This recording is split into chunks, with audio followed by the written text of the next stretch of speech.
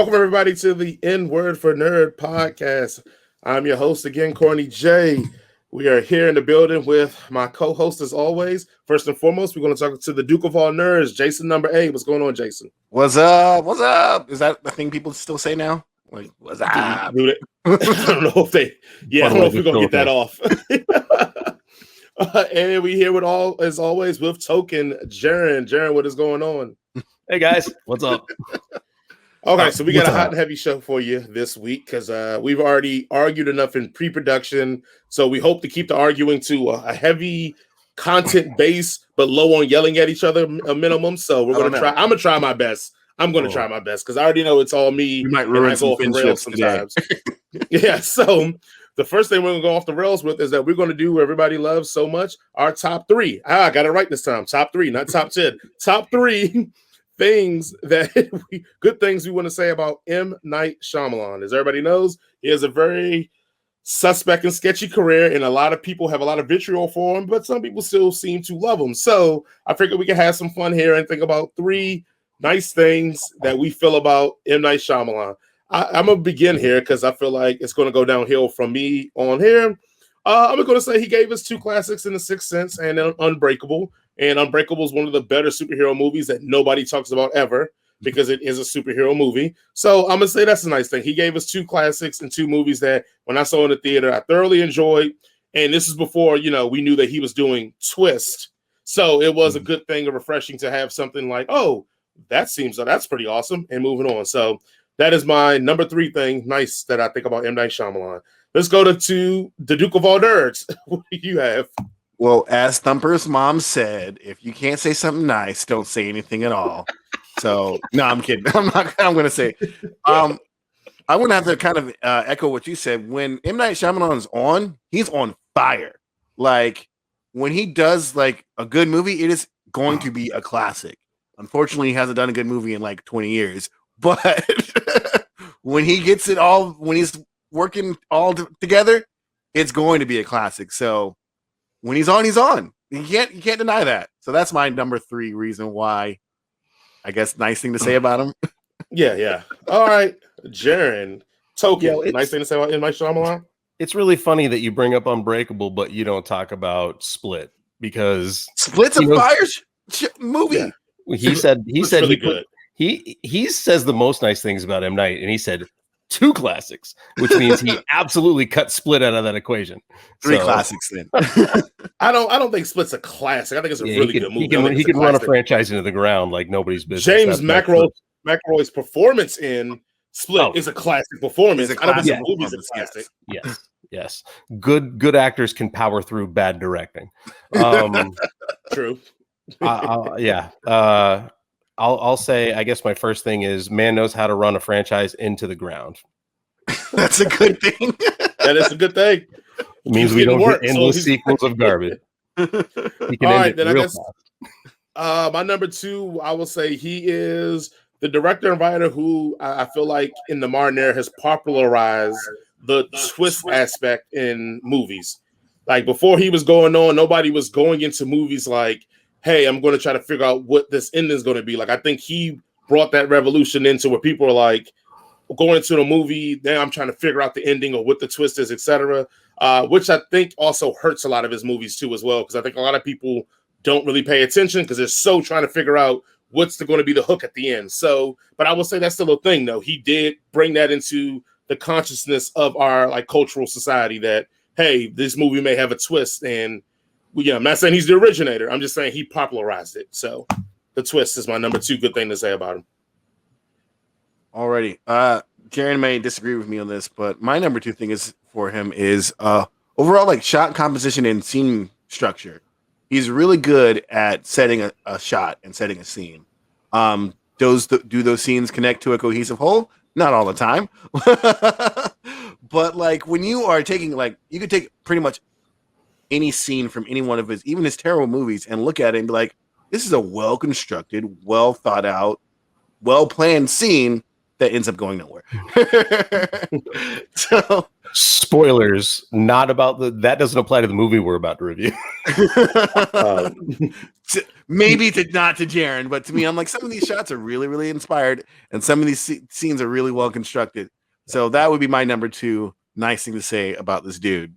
Oh, I mean, I agree with you. I mean, 2 movies that come to mind, which one I think me and Jason would agree on is probably good. The other one's Signs. He does a great job with Signs. Yes. The other one is the one that we probably agree is trash, but he does a really good job with, The Village. Oh yeah. There's a lot of shots in The Village that are fucking amazing. It just isn't a good movie. It's just a good movie. Honestly, I would say The Village is good up until the twist. And then it just goes and shits all over itself. Oh, so the whole reason we're watching the movie is bad? Got it. No, that's not the whole reason we're watching the movie. We're watching the movie. Maybe that's the whole reason you're watching the movie. I enjoyed the movie to go to escapism. And for the first, 95% of the movie, I was escaping into their idyllic world of brightly colored robes and shit. That was just left of the fucking freeway. Yeah, just left. No planes flying overhead, because that's something that a rich person can do. Yeah, hey, no fly zone, baby. No fly zone. Yeah, they just hand those out to people. Yeah, no, they don't. All right. I guess my second decent thing to say about M. Night is, regardless, he adapts a lot of other people's work. He typically doesn't write much of his own stuff, and one could argue that when he does, it's probably his better work. And then when he's adapting other people's work, it's probably his lesser work. But I guess my second good thing to say about him is that when he takes subject matter that clearly is about varying degrees of Asian characters, he gives all those poor white actors jobs and lets them just whitewash the whole thing. God bless you, M. Night. Gives all those unemployed white actors a job. those poor underworked white actors. Give them all the Asian. It's so hard to make it as a white person in Hollywood. Thank you, M. Night. All right. My number 1 nice thing to say about M. Night is he shitted on Avatar so bad that we'll never see anything worse than that from this. So we've already hit the bottom. We only can go up from here, baby. So it's my nice thing to say about him is that you've hit the bare bottom. Nothing else that they make in Avatar can ever be worse than that. So that's the nicest thing I can say about M. Night Shyamalan. Thank you for showing us what the worst can look like. So now we only can expect the best. Rock bottom. We know where the bar is. All you have to do is step over it. Right. You don't even got to step. You can really just you can roll. Yeah, you can just arch your foot and you just put it down and it will go over. All right. My Jason? number 1 thing that I like about M. Night Shyamalan, and I actually like about it regardless of his shitty movies or not, is that he has a very and Jarren kind of kicked in this, whether it's adaptive stuff or stuff that he is creating from himself. He has a very good imagination. Like, a lot of his movies aren't seeing things that we would see in any other mainstream movie, pretty much. Like from Seven to Signs to even The Village, like, he's got a good imagination. He's not good at executing what he has in his head, but other than that, like, I think he's got at least somewhat of a vision. Yeah. All right. I guess my number 1. He'll die soon. One day the world will end. The heat death of the universe will happen, and no one will ever know. I want to call out his bravery. He is a brave director in that he will write a story about aliens that are stopped by a wooden fucking door. They can traverse the gulf of space, but wood doors, man, that's it for them. They're going to wave their little fingers under it and create some shadow puppets, and then they're going to fuck off. And they're also going to try to attack a planet that's 80% poison. Genius. I mean, the bravery behind his storytelling is second to none. Fuck Signs. I agree. I can't defend the door thing because even a raptor could open a door. I will agree with you there. Girl. But I can just imagine this physicist from another world, like, figures out how to travel like through wormholes and through other planets, and is like, what the fuck is this? It's like a wall, but what the fuck? What's going on? The wall. maybe on their planet they've gotten so far where all their walls and doors open for them, and this generation has been raised for so many generations without having to open a door that they were just like, oh, what the why do you do? Why doesn't it just open? We got so smart, we got stupid. And he can't get the door open. Like, this door don't open. right. You're like, hold on, like this. It's like my kids in like dial tone. They don't know what dial tone is. They haven't pick up a regular house phone. Or like, I couldn't expect them to hear dial tone and be like, you know what that is? And they'll be like, I don't know. The phone's just making a noise. It's not ringing. So I'm like, they're like, oh, we didn't have any doors on our planet. So we're like, what do I do? And we don't pick the phone up and talk to an operator immediately. And we're not on a party line either, which is no, you know how to do a horse. But that's why he put his hand under the door, Jarren, because he was trying to lift it up because their doors slide up. Oh, is that right? See, we saw that in the movie. Sense. We saw that in the movie. Makes sense, man. Yeah. You gotta think, my brother. It's like, I don't know if that's what it is. Thank you all for listening to another edition of our top 3 list. Please remember to like, share, subscribe, follow us on all things Headcanon Circus. Please go share this out to people and comment below. What are your thoughts on M. Night Shyamalan? Can you think of some nice things that we forgot to say? Can you think about some nice things that Jarren forgot to say? Please share that with us as you go on through this journey with us. Let's go ahead and jump into the quick segment we like to call Geek News. So we got a lot going on in here. So we got one. Did you ever imagine you wanted more Blade Runner, where all the director cuts, side extended cuts and all the things that, you thought you never needed, but you needed? Well, they're giving you more.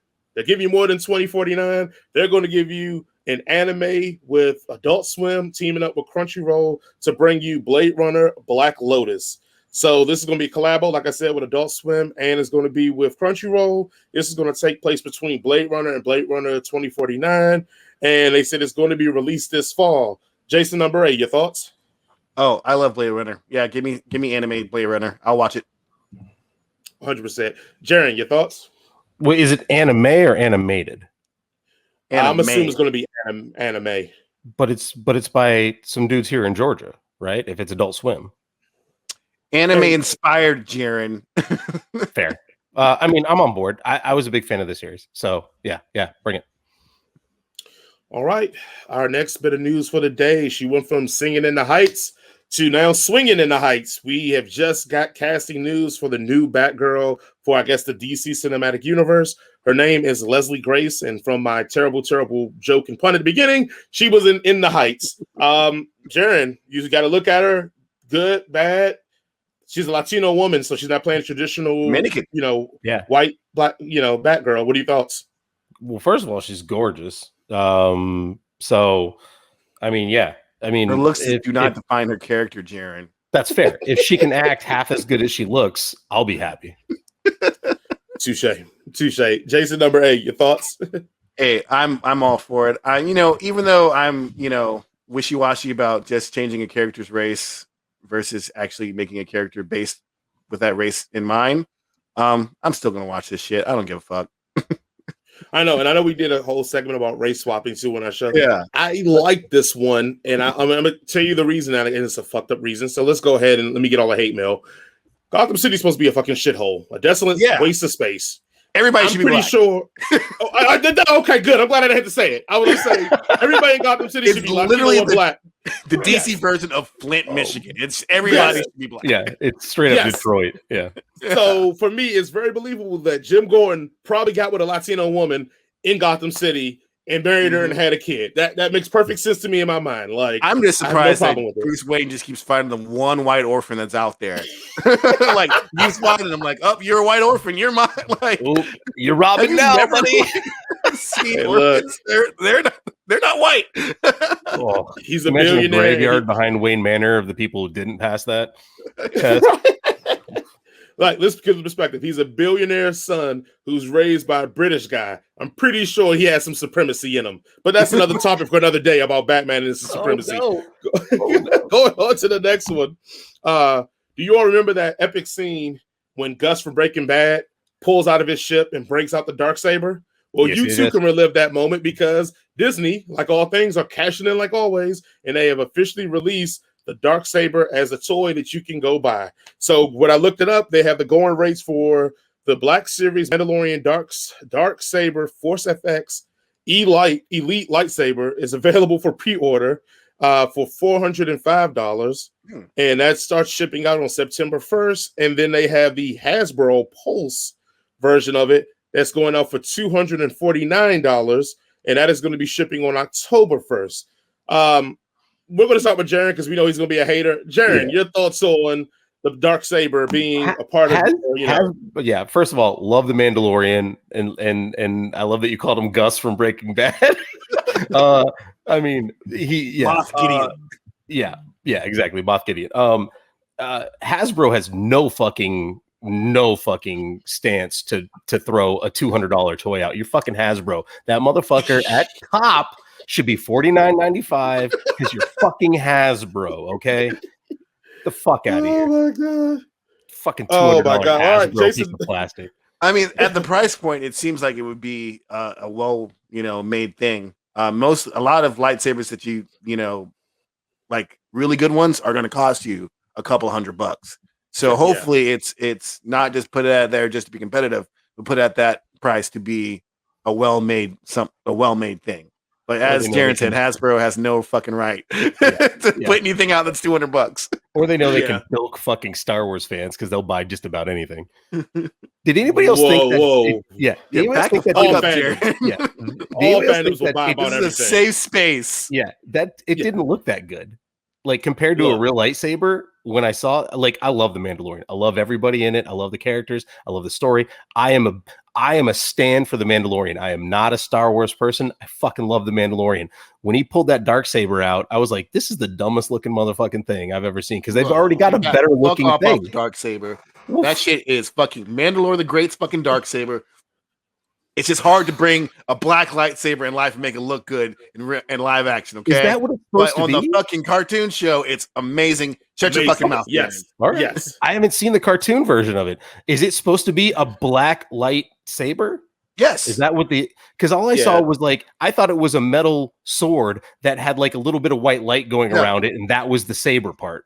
Like it was just like a discount lightsaber. It's a black lightsaber, which is you can't. Yeah, I got you.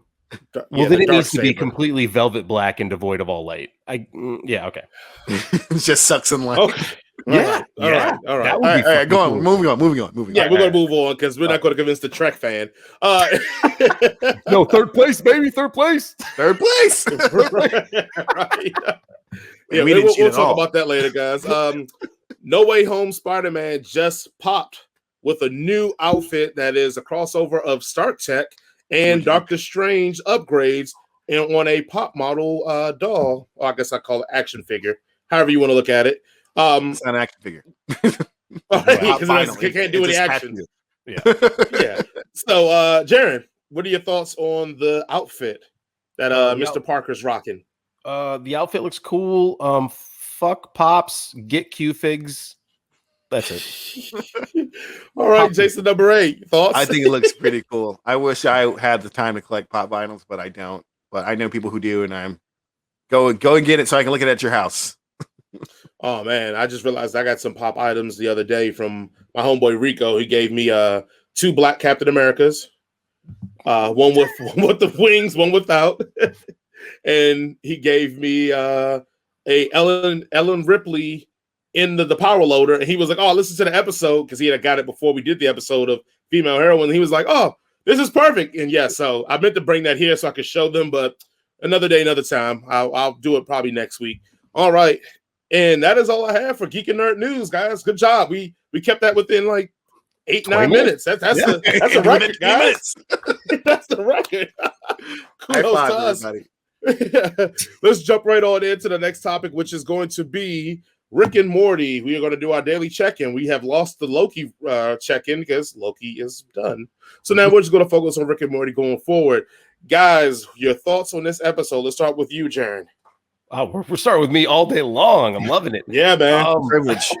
Because you got all these hot takes coming later, and we're going to end with you. So I'm getting you out the way early now. So no, I absolutely. I thought this was great. I love the pinheads or whatever guys. The pain Hellraiser people. Hellraiser pain demons that just got off on every cringy thing Jerry ever said. That whole concept at the beginning was just absolutely won me over. I absolutely loved it.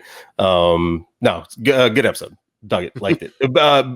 Better than the semen episode. Which might be the low point of the season. Jump the shark. Yeah. Okay. All right. I'm just gonna say I love Jerry centric episodes. That's always my jam. When they put Jerry in the spotlight, I think it's great because Jerry's just he's just good. He's like the worst foil for everything, but also the best foil for everything, all at the same time. Him getting the song lyrics and karaoke, magnificent. Last thing is, who doesn't wear the same jeans? Anyway, going to you, Duke of all nerds. Go ahead. I love that Beth couldn't hang out at the beginning because someone played Barry White over the loudspeaker at a horse, and there was a 7-horse pregnancy. Like sometimes it's just like little stuff like that really makes you love the show. And I love like this was one of the episodes that were just lined with like you don't laugh right away, you just like heard it. And then tomorrow you're like, what the fuck? That was hilarious. Earworm. Yeah. Yeah. So yeah, it was a pretty good episode. It's much better palate cleanser after the semen incident. That you said is probably jumping the shark for Rick and Morty. So jump on the shark. You know, we got 900 more episodes to go, but that's where it all goes downhill. We become the Simpsons. Once again, we are going to hold you to that, and you can hold us accountable too by commenting below. Guys, please remember to share, like, and subscribe, and follow us here at Headcanon Circus on YouTube, Facebook, all DSPs, which includes Spotify, Apple Podcasts, Google Podcasts, anywhere that you listen and do your thing. We are probably doing our thing on there as well. And I made sure that sounded extra nasty for all the people out there that like that. Let's go ahead and jump into our movie reviews. We have a heavy slate here. And just to remind people, we did come up with a system. We'll run through that really quick. 5 being, great. 1 being, trash. So we decided to come up with our rating system. So 5, we would suggest buying a ticket or paying for it. 4, if you can see it at home or rent it or something like that, as I go to say, go to your local Blockbuster. Go see that. Get it from your barbershop dude. right.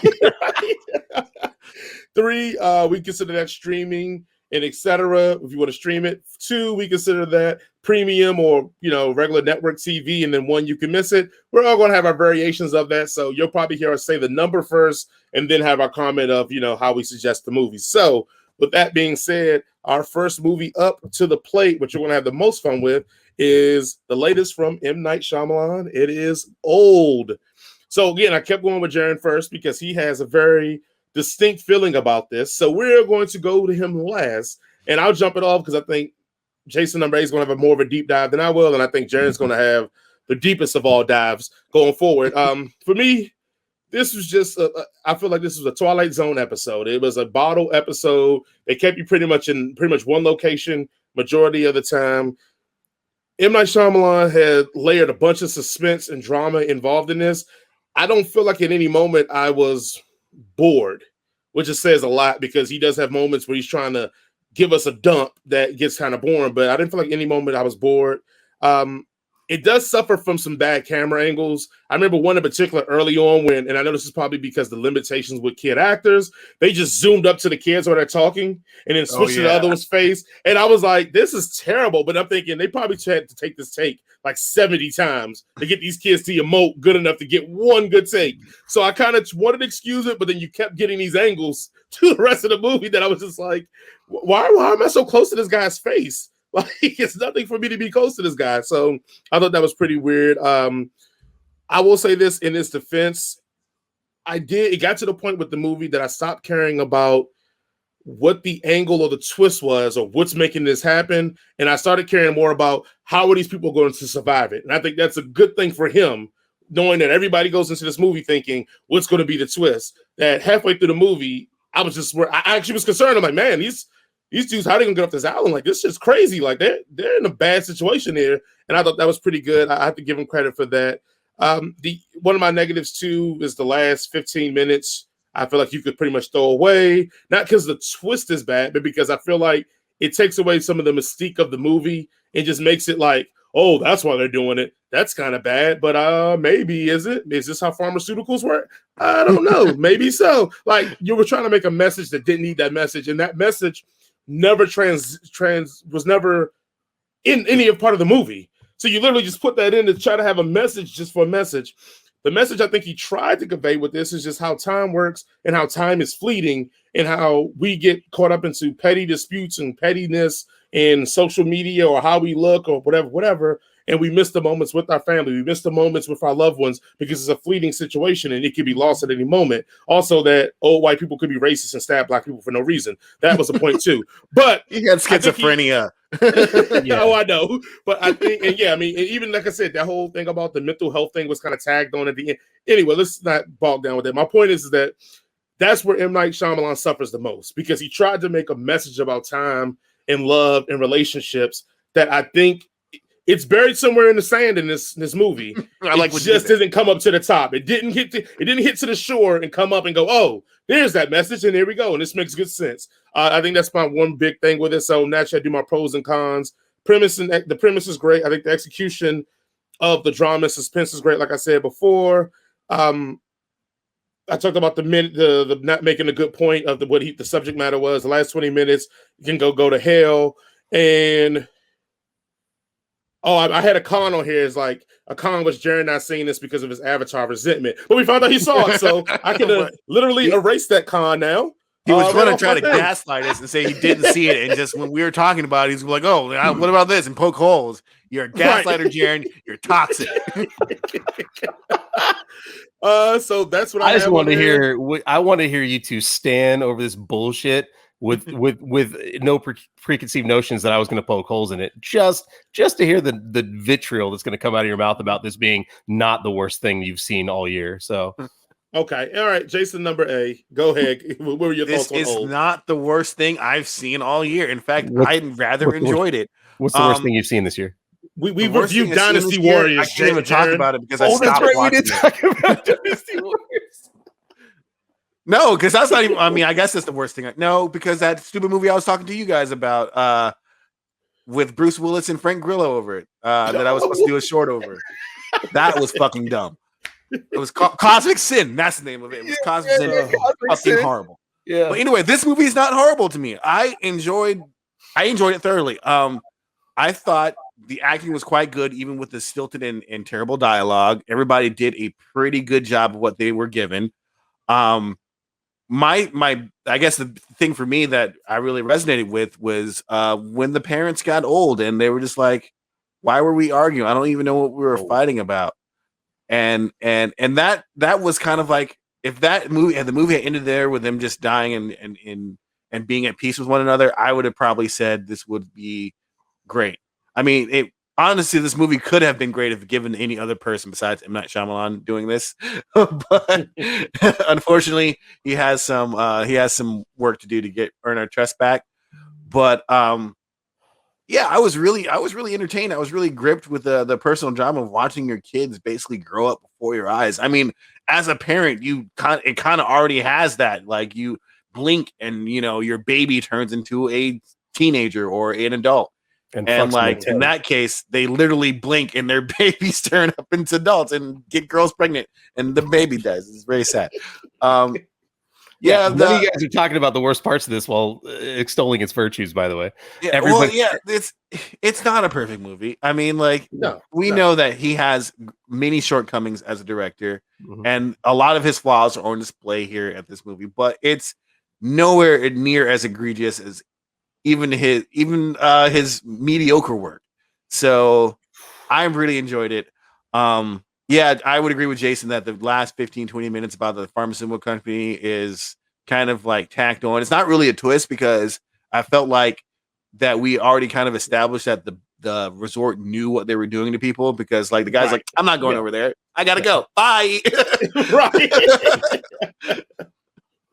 So and the fact that the resort owner or whatever was like, us only for my very special people that they go to this beach. We already know that this beach is fucked up because they showed it to us in the previews. So we know something sinister is going. So there's no twist other than the fact that they were like using it as medical research, which I'm like, go send some bunnies down there. That's how they actually do it.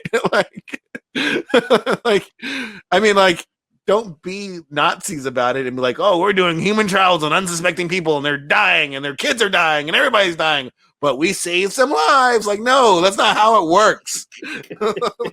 You're still a terrible human being. I don't know why you're clapping. You're all a bunch of Nazi scientists. Right? Other than that, I thought it was really enjoyable. Go ahead, and Jarren. Let's get ready for this. And shit all over Jarren. All right. Yeah, let's get ready, Jarren. Let's all poke all these science fiction holes in the science fiction movie. Yep. Let's go. Everybody get your diapers out. Jarren's about to take a shit. First and foremost, how does a movie that's about accelerated time feel like it's 6 fucking hours long? Oh, like for fucking real. This movie dragged. Okay. M. Night, this is just another example of M. Night being bad at his job. The things that you guys both liked about the movie were from Sandcastle, the graphic novel this was based on. Everything else about this movie, the stilted dialogue, the bad camera work, that's all M. Night. It's literally him taking something that was good and fucking being bad at it, just like Avatar. I'm fucking having flashbacks here, and I feel like I'm going insane because you guys are like, no, it's okay. Oh, it's okay. Who the fuck was holding the camera? God damn it. The tone was all over the place. It goes from laughable to trying to be scary, but I laughed at that woman in the cave when she's, don't look at me. Gnarly as fuck, man. I thought it was too. Like her bones are all breaking, and oh man, that was healing, and they were healing wrong. Oh, that was gnarly as hell. But that's because we brought in and he didn't buy in. That's why. Yeah, this movie was Zoe Deschanel one Zoe Deschanel and one what's his face from Entourage away from being The Happening again. The only reason this movie kind of works is because the two kid actors grew up. Yeah, Wahlberg. There you go. The two kid actors that grew up, those two actors, this whole thing was on their shoulders. If they didn't work, if they had been Wahlberg and Zoe Deschanel level of acting, this would have been another Happening. It was stupid. Oh, it's the magnetic rock or the trees, whatever. Insert whatever bullshit. Why does Jarren also feel incredibly attacked? The Asian guy, why does he have the worst and most stilted dialogue of the whole group? Like, because he's a nurse. Laugh out loud bad. My name is Jared and I'm a nurse. That's my character arc. Laugh. Yeah. And trust me, he'll remind you of it 10 more fucking times before he swims out and dies for no reason or reasons. Mid-size sedan, great rap name. That was awesome. Yeah, that was awesome. He breaks all the fucking rules. He's been there for an entire fucking day already, but isn't dead. I get the idea, the joke, black don't crack. Motherfucker was on the beach for 24 fucking hours and is still fine. I love that joke. Breaking your own fucking rules makes the movie suck harder, which it sucked hard. I think they ran out of fucking budget at the end of it because the old people getting old didn't really get that old. They were like, we got we got 3 prosthetics left and we're gonna just do our best. The old people, the doctor, all right. So let it out, Jarren. Come on. Just let it out. Yeah. There was no point to the kids fucking. These people were 15-year-old. They had 15-year-old bodies with 6 and 5-year-old minds. And that's not true. They had sex. You didn't watch the movie. I did watch the movie. She literally said they were still. I can feel my brain growing and things that, like they literally said that in the my brain dialogue. is changing and I have thoughts and feelings I've never had yes, before. They literally said that in the bad movie. I mean, I get that's what happens when you have puberty, but they don't have enough time to process it. So that's why he stuck his dick in her and was like, "Oh, I thought it took 10 times for someone to get pregnant." They're still 5 and 6. Like next time I get a girl pregnant, I'm going to tell her. I was like 10 times. Up here, they're still 5. Up here, they're still 5 and 6. You're saying that, but the movie disproves that logic by them saying that. Like, it's your review. My bad. I'm getting on your time. Go ahead, continue. My fault. Also, I think they were at the time they were 15. So, all right. I mean, I get it. 15-year-olds have sex. It's a thing. Yep. 15-year-olds get pregnant. That's fair. It's a thing. Oh yeah. There's a whole MTV show about it. I know. Also, just the 15-year-olds here didn't have any sex. So was a grown-ass man. Everybody here has children, right?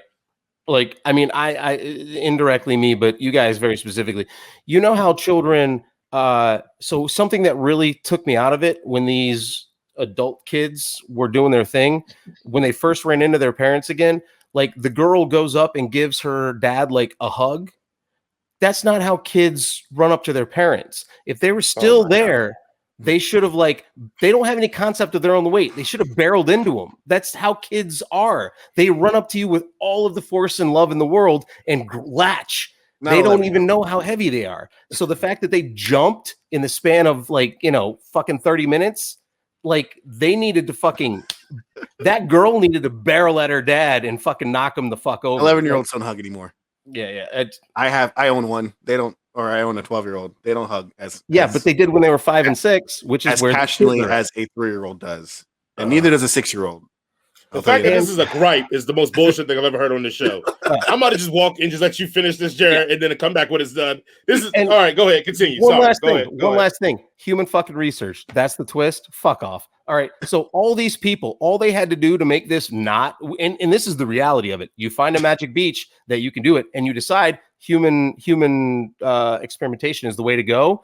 You fucking take terminally ill people and you offer them, $400,000 for their next of kin, and they become willingly to the fucking island, and you do the same fucking thing. I mean, or shit. There's a lot of poor people out here. $7,500 or $75,000. $100 in a hand job. $100,000. And I guarantee you will have a list so fucking long of people that are jumping to come to this stupid fucking island and make sure their prodigy is good, that you're gonna have all the fucking research rats you need. You don't have to trick fucking anybody into this bullshit and run afoul of international law and, human law and just everything. So natural law. I mean, the movie was stupid from the rip once you realize what they were doing. You were like, well, this is the dumbest fucking approach they could have taken to it. Let's make a mystical island that we trick people into coming to. That's exactly what Mickey Mouse would do. Yeah, fucking Mickey Mouse. This is clown shoes. This operation is clown shoes. What if they don't drink? What are those? I'll make you a mocktail of the thing I need you to drink. I mean, so many fucking holes. Bullshit. And I think this is the longest M. Night's been in one of his movies. No, because he was all up in Lady in the Water. Oh, see, I didn't see that because no one did. M. Night. Yeah. It was. I think that was post Airbender, right? Yeah. So no, I think Lady in the Water was before Airbender. I think that's when people started realizing that he wasn't as good as he was saying he was. I think that was right after Signs. But someone can go definitely didn't prove me wrong. I definitely didn't see Devil. Devil was pretty decent. I like Devil. Yeah, and The Visit was also pretty good too. Yeah, but you guys also said this movie was decent, and clearly it is. Your opinions are forfeit and very, very weird about M. Night. You guys give him the biggest of all passes, both of you. Where's the pass? We pointed out the flaws in the movie. We still enjoyed it. We're not going to do this, Jarren, because we're not going to do this. I was surprisingly surprised because I went into this movie thinking it was going to be straight garbage, and I was like, "This isn't straight garbage. This is actually kind of like fun." Jarren is nitpicking the physics and the science of a movie, a sci-fi movie, when the best thing he enjoys is about motherfuckers traveling around the galaxy and a federation has made galaxy peace. You know what's harder to believe? That's harder for me to believe than this happened in this movie. They establish rules and then follow them. Once again, not really. That's harder for me to believe. The warp limit changes based on the show. How far they can get on warp 5 changes from episode to episode. All right. Once again, my point is that sci-fi movies, if we wanted to really do this, every sci-fi and we also have movie to think about would be able to do exactly what you did and poke all the holes to it. You know how much we love Terminator 2? We love Terminator 2, don't we? Well, you know how much a fucking 1,000-ton robot would do and destroy concrete as he walks and runs? But we don't talk about it because you know what? We don't give a shit. We just enjoying them. You know what? I said I wasn't going to rant. I said I wasn't going to go off. No, rant, buddy. Let me break it down. No, I'm going to bring it down. We got another discussion to get to at the end of this. So I'll restrict it. Let me pull back. The dialogue was stilted and poorly directed, and the camera work was shit. Got anything for that? Valid argument. No. Again, that's a valid point. But the point you were nitpicking the sci-fi dynamics of it is why it's shit. It's like, yes, these are the things that you care about, and that's a great critique. That's fine. I'm just saying that we don't get that same energy. You just don't get that same energy to other stuff. That's all. That's all I'm saying. Keep that energy up. Yeah, keep that same energy with the shit that you like. Well, I liked it though, and it'll be like, hold on, but all that shit you said. But Snake Eyes isn't blind or whatever he's supposed to be. Bring it. Right. Great segue. As we jump into the next one, we're going to talk about Snake Eyes, a G.I. Joe Origins. Go ahead, Jarren. I'm going to let you start off this one since you crapped on the other one. I bet you love this movie, so go for it. This was a fresh fucking take on the G.I. Joe mythos. Here we go. Here we go. You're making Jason quit. I'm packing up my suitcase right now. I'm out. It is want to do this no more. It is refreshing to see a story that takes place in a bigger world that isn't about like the end of the world.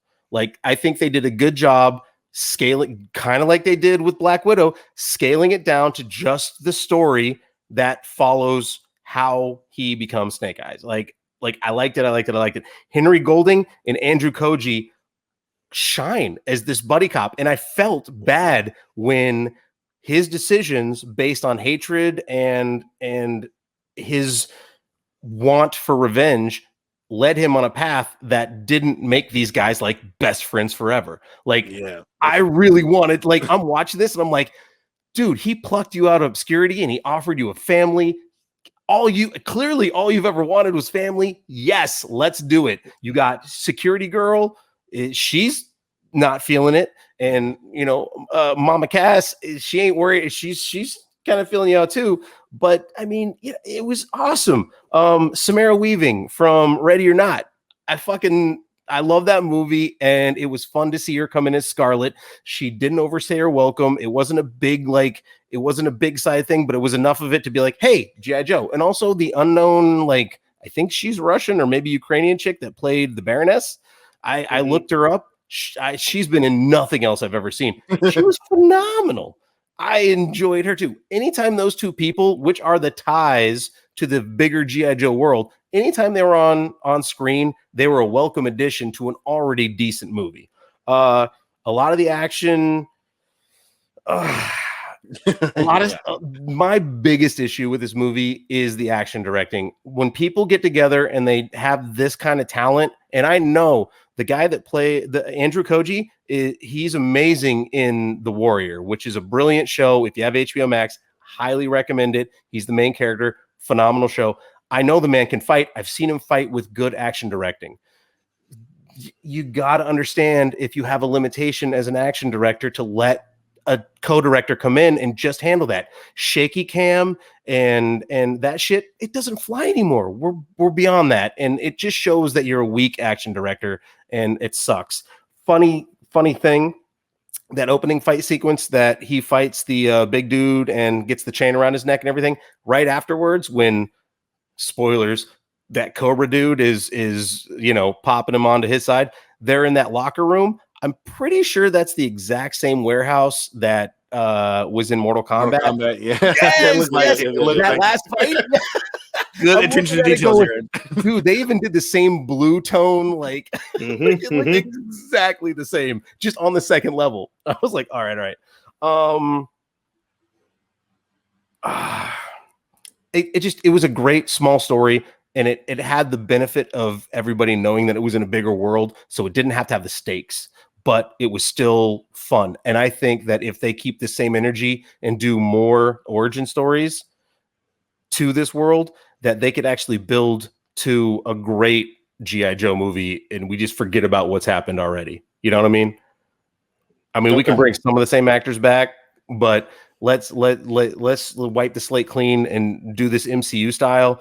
This is Iron Man 1, and let's just do some origins around other characters and see where they come from, and then let's get them all together for fucking G.I. Joe. You know what I mean? Like, I think at one point when they all line up, he does say "Go Joe" to Scarlet. I was like, yeah, he does whispers it, "Go Joe." Yeah, he was like, oh no. But other than that, you had a lot of physical talent, and the shaky cam was shit. I enjoyed the fuck out of this movie. I thought it was great. All right, Jason, Duke of all nerds, what do you got? Oh, I wanted to say that we forgot to give our review number for yes. Oh, I'm pretty sure everybody assumed me and you dig it. I give it a 4. Darren gives a 1. 4 is good, right? I gave it a 1. 5 is the best. 5 is the best. 1 is the worst. I give it a 4. Jarren gives it a 1. Okay, but What'd you Snake give Eyes.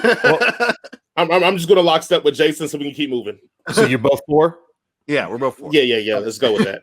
4 to 1 now. Snake Eyes. Yeah, it was great. I think the best G.I. Joe movie as of yet, by far. I would actually have to mirror what Jarren said with the action, especially in the beginning of the movie. It was like a movie like this where it's like primarily about fight scenes and action. You need somebody who's good at shooting action and letting your stunt coordinators and your stunt guys do their work and figure out how to shoot the shots towards the action that they're doing, rather than trying to make it dynamic by shaking the camera and all this other bullshit. Any good fight scene, any good choreographed fight scene doesn't need any camera tricks. It needs to just be straightforward. It needs to be cut correctly around the action, and that's it. You don't need to put anything else in there. You don't need to do anything clever if it's a good fight scene. And the problem is there are some good fight scenes that they fucked up to hell with the bad camera work. Yeah. My only other gripe is it kind of makes Snake Eyes look like an asshole this whole entire movie. I kind of like that. This dude is like trying to give you everything that you longed in life, and you're like, oh yeah, let me just side with these freaking terrorists. And like, and even when he finds out that they're terrorists, he's like, yeah, I'm still gonna do this. So I'm not sure about what the lore was back in the 80s, but in the previous continuity, I would suppose, it was really just a misunderstanding where Snake Eyes as a kid thought that Storm Shadow had killed his master when it didn't really happen like that. Right. Something like that. But this one is like Snake Eyes is an absolute asshole. Storm Shadow is kind of slightly less of an asshole, but still kind of an asshole because he's like, fuck all y'all. I don't want to do this anymore. At the end there. So it's just like, just go say sorry to the guy and give him a hug. That's really needs right now. Right. I also love Samara Weaving in this as Scarlet, even though she's only in it for like 5 seconds. When she's there, Grandma, absolute badass. Freaking. It's not Tony Jaa that was in it, but the other. Is it Tony Jaa? No, it's not Tony Jaa. It's the guy from the Raid. It's the other guy from So he was awesome. Animeus from Spartacus is greatest. I'm glad they found a way to work a black guy into Japan. They're like, we need some diversity in this class. His character somehow, this blind black guy is their master in their clan. But yeah, otherwise it was a really good movie. Hearing Henry Goulding's accent slips a few times, we're like, that's not American English, dude. You're supposed to be from LA. No, he's Australian or British. He's one of the two. British. I think he's British. Yeah, it's British. Well, I think. But other than that, if they can keep, I would hope that their next movie is a freaking shipwreck movie. I mean, come on, Shipwreck is the best G.I. Joe ever. Facts. And I hope they really code a shipwreck movie to be the gayest thing ever as well. 100%, 120%. But other than that, if they keep doing movies like this, I will be a G.I. Joe movie property fan. So yeah. Go ahead, Jason. I just asked Jarren, what were your critiques of Old again, Jarren? Your three big ones. Poor camera work. Okay. But again, check. Hold on. I just want to hear your critiques. I don't need explanations. I don't want explanations. Just want your critiques. You know what sucks? Next one is when you're bad at camera work and there's no action involved. You just I don't need to hear the excuses, Jarren. I just want to hear your critiques. You cut children's heads off. I just want to hear your critiques. You violate every rule in the book. I just want to hear your critiques. You see what I'm saying? Like, I don't need a qualifier. Check. All right, next one. Yeah, it's interesting that you don't want the qualifier because undoes the argument that you're trying to make. I just want to hear your 3 critiques. Yeah. Next one. What was the next one? So what was it? It was stilted dialogue. Yep. This dialogue. Nope. This dialogue was fantastic. This is an action film. There's nothing in here worth a minute of anybody's time that we remember or care about that was said in this movie. Stop it, Jarren. Next one, please. No. You're missing my issue with the dialogue. My dialogue. No. I just want to hear your 3 critiques of Old, and that's all I want to hear. It can be forgettable. Can I have my time? I'm asking you a question and just do this. Can I have my time? I know. I just want my time. I'm actually just answer the question. Your 3 critiques. I don't need explanation. Your 3 critiques. You can respond after I finish. Your 3 critiques. Waters of everybody. What's your last critique? I think that was it. It was just 2.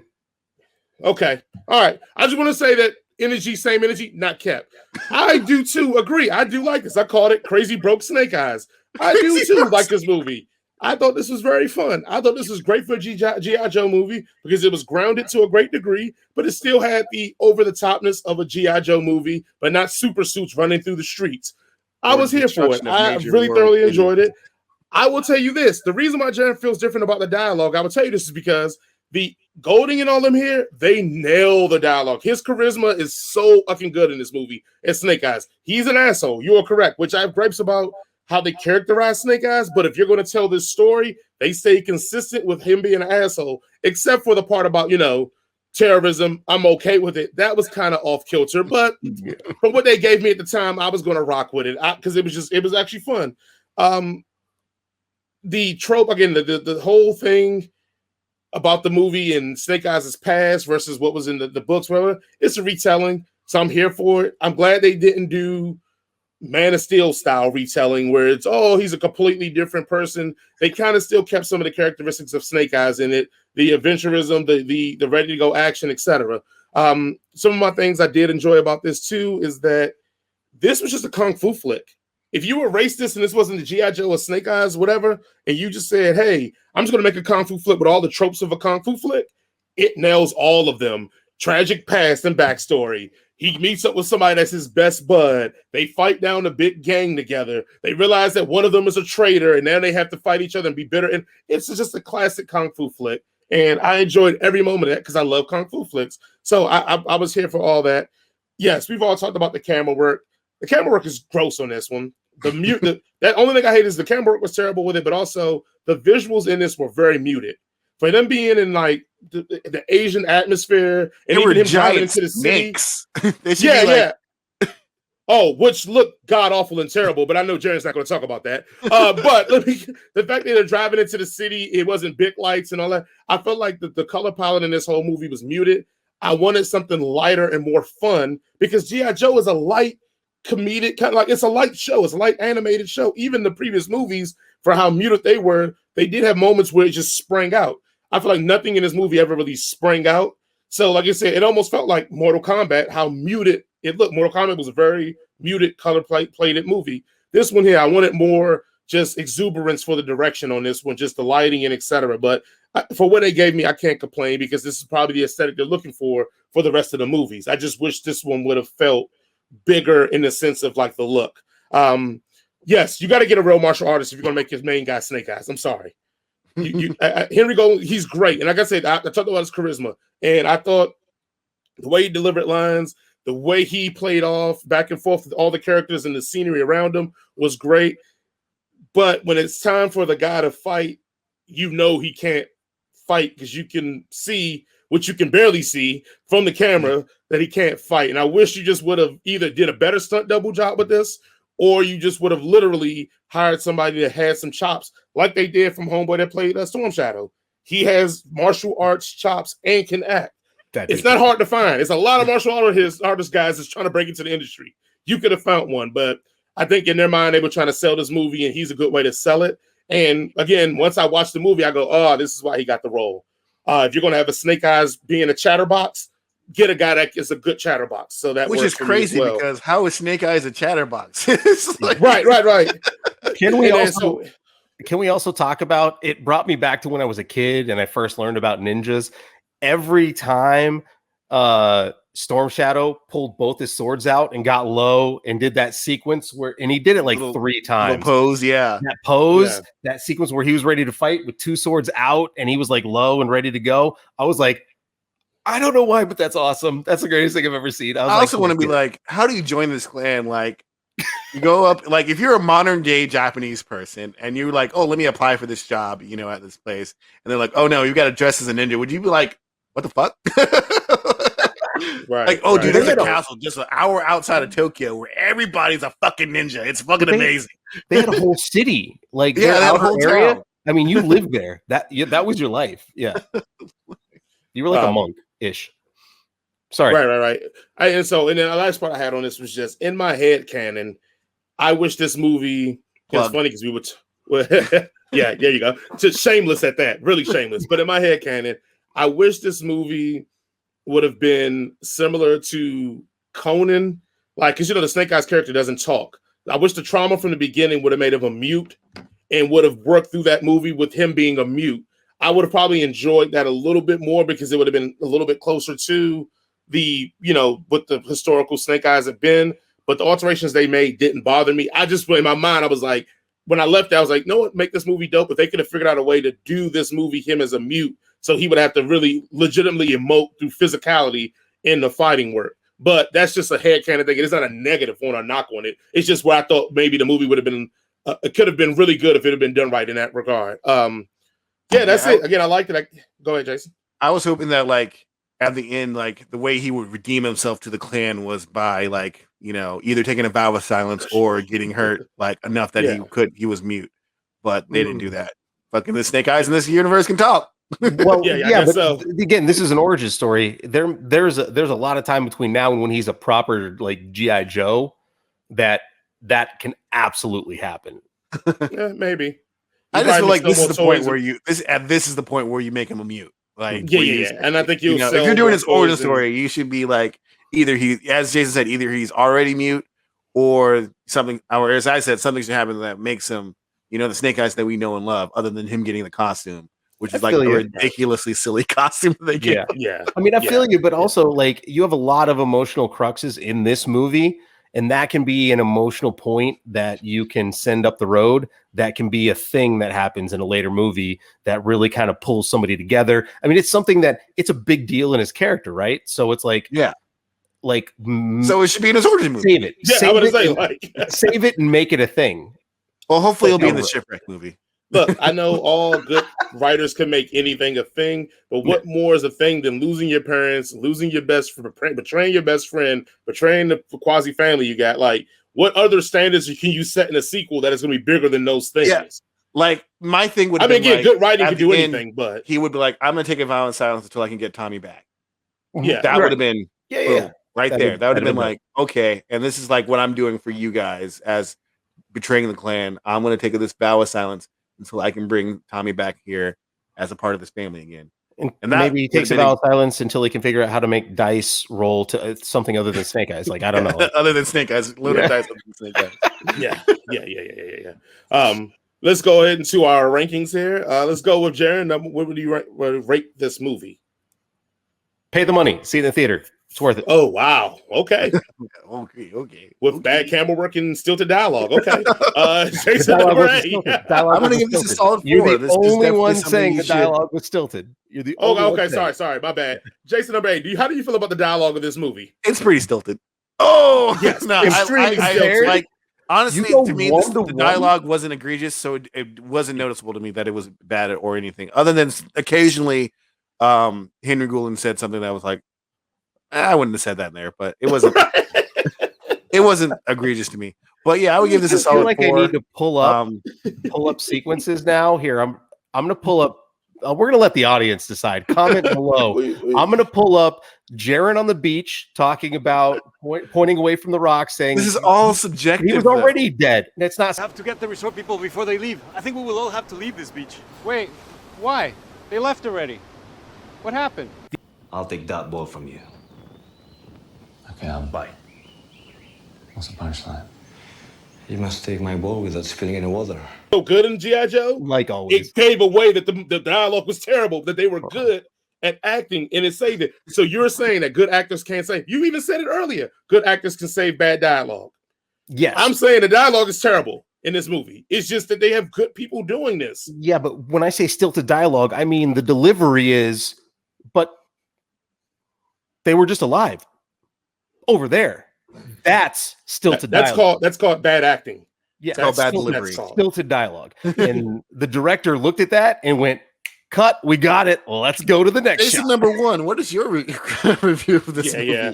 Well, again, we know Jaren's hate of M. Night, so it doesn't matter. I'm punching a brick wall here. So I'm just bloodying my knuckles for no reason. This is Karate Kid 3. I'm just bloodying I'm not going to get better fighter with this. So just watch the edit, and we'll put. I'm not as high as you guys. I give this a 3. I mean, I will wait till streaming. I don't 4 and 5s. I mean, maybe I saw a different movie. I mean, it's an action movie and action's bad. That right there eliminates it from being a 4 or 5 in my eyes. Okay. So that I'm gonna give it a 3. That I think it is good. I think it's enjoyable, but I wouldn't. Yeah, that 4 and 5. Okay, all right. When it comes down to it, this isn't an action heavy movie. It's more story driven. There are Jarren, almost every 20 minutes is an action scene. That's typically a trope of an action movie.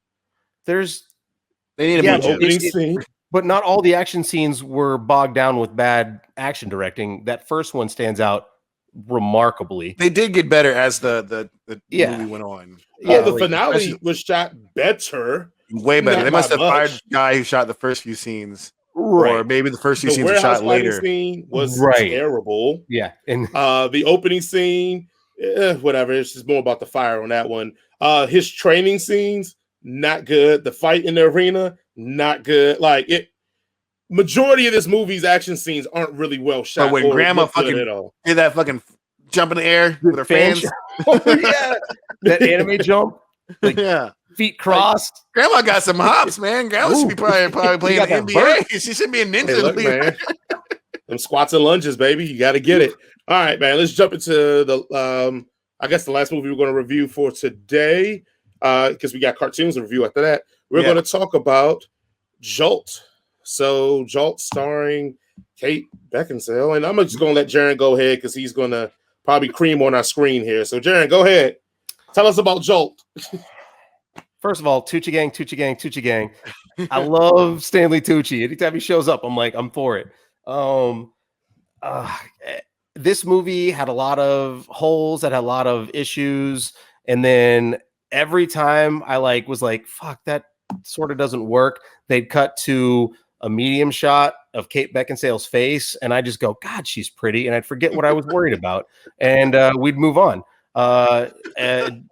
Despite what Jason number one is saying, she must have made the same deal with the devil that Paul Rudd did, because chick ain't aged in years. He says it's all makeup. I didn't see a lot of makeup. It didn't look that caked on. It could have been CG after the fact. I don't know, but she was despite her tragic roots, she was banging throughout the whole thing. I loved it. And Captain Boomerang, with glasses was hilarious. I couldn't place him when I watched it through, and then me and Jason talked about it. He's like, "Yeah, that's Jai Courtney." I'm like, "Fuck, that's who that was." I was thinking it was like Ray Parker from like Star Wars, like Darth Maul, but without the makeup. His movies. Yeah. The stepdad from Ant-Man, did the appropriate things he was supposed to, I guess. And apparently the way to this girl's heart is to tell her that you're not afraid of her. Because the only two people in it that she even remotely didn't try to beat up were people that told her they weren't afraid of her. That being said, the action in this was tragic. This is worse than fight wise. This is worse than all right. It's worse than Snake Eyes, but it's leaps and bounds better than Old. So there was no fight scenes in Old. Yeah. I know. I'm just because the rest of the directing, when they're just talking and moving through the world, the camera just doesn't randomly swish to nothing, and it doesn't cut people's off at the neck. I mean, fuck Old, fuck M. Night. Poor framing, but dude, poor framing, breaking all the rules. Fucking yeah. This movie was fun for what it was. I guess that's ultimately what I'm going to say about it. And yeah, there were some questionable decisions on directing or for like shot composition, like when she's climbing up the building. But I also loved that she came up with some creative solutions that you think are going to play out, and then they absolutely don't play out. I like that. Jai Courtney coming back was fairly predictable. Especially since you didn't see his body. Yeah, exactly. Yeah.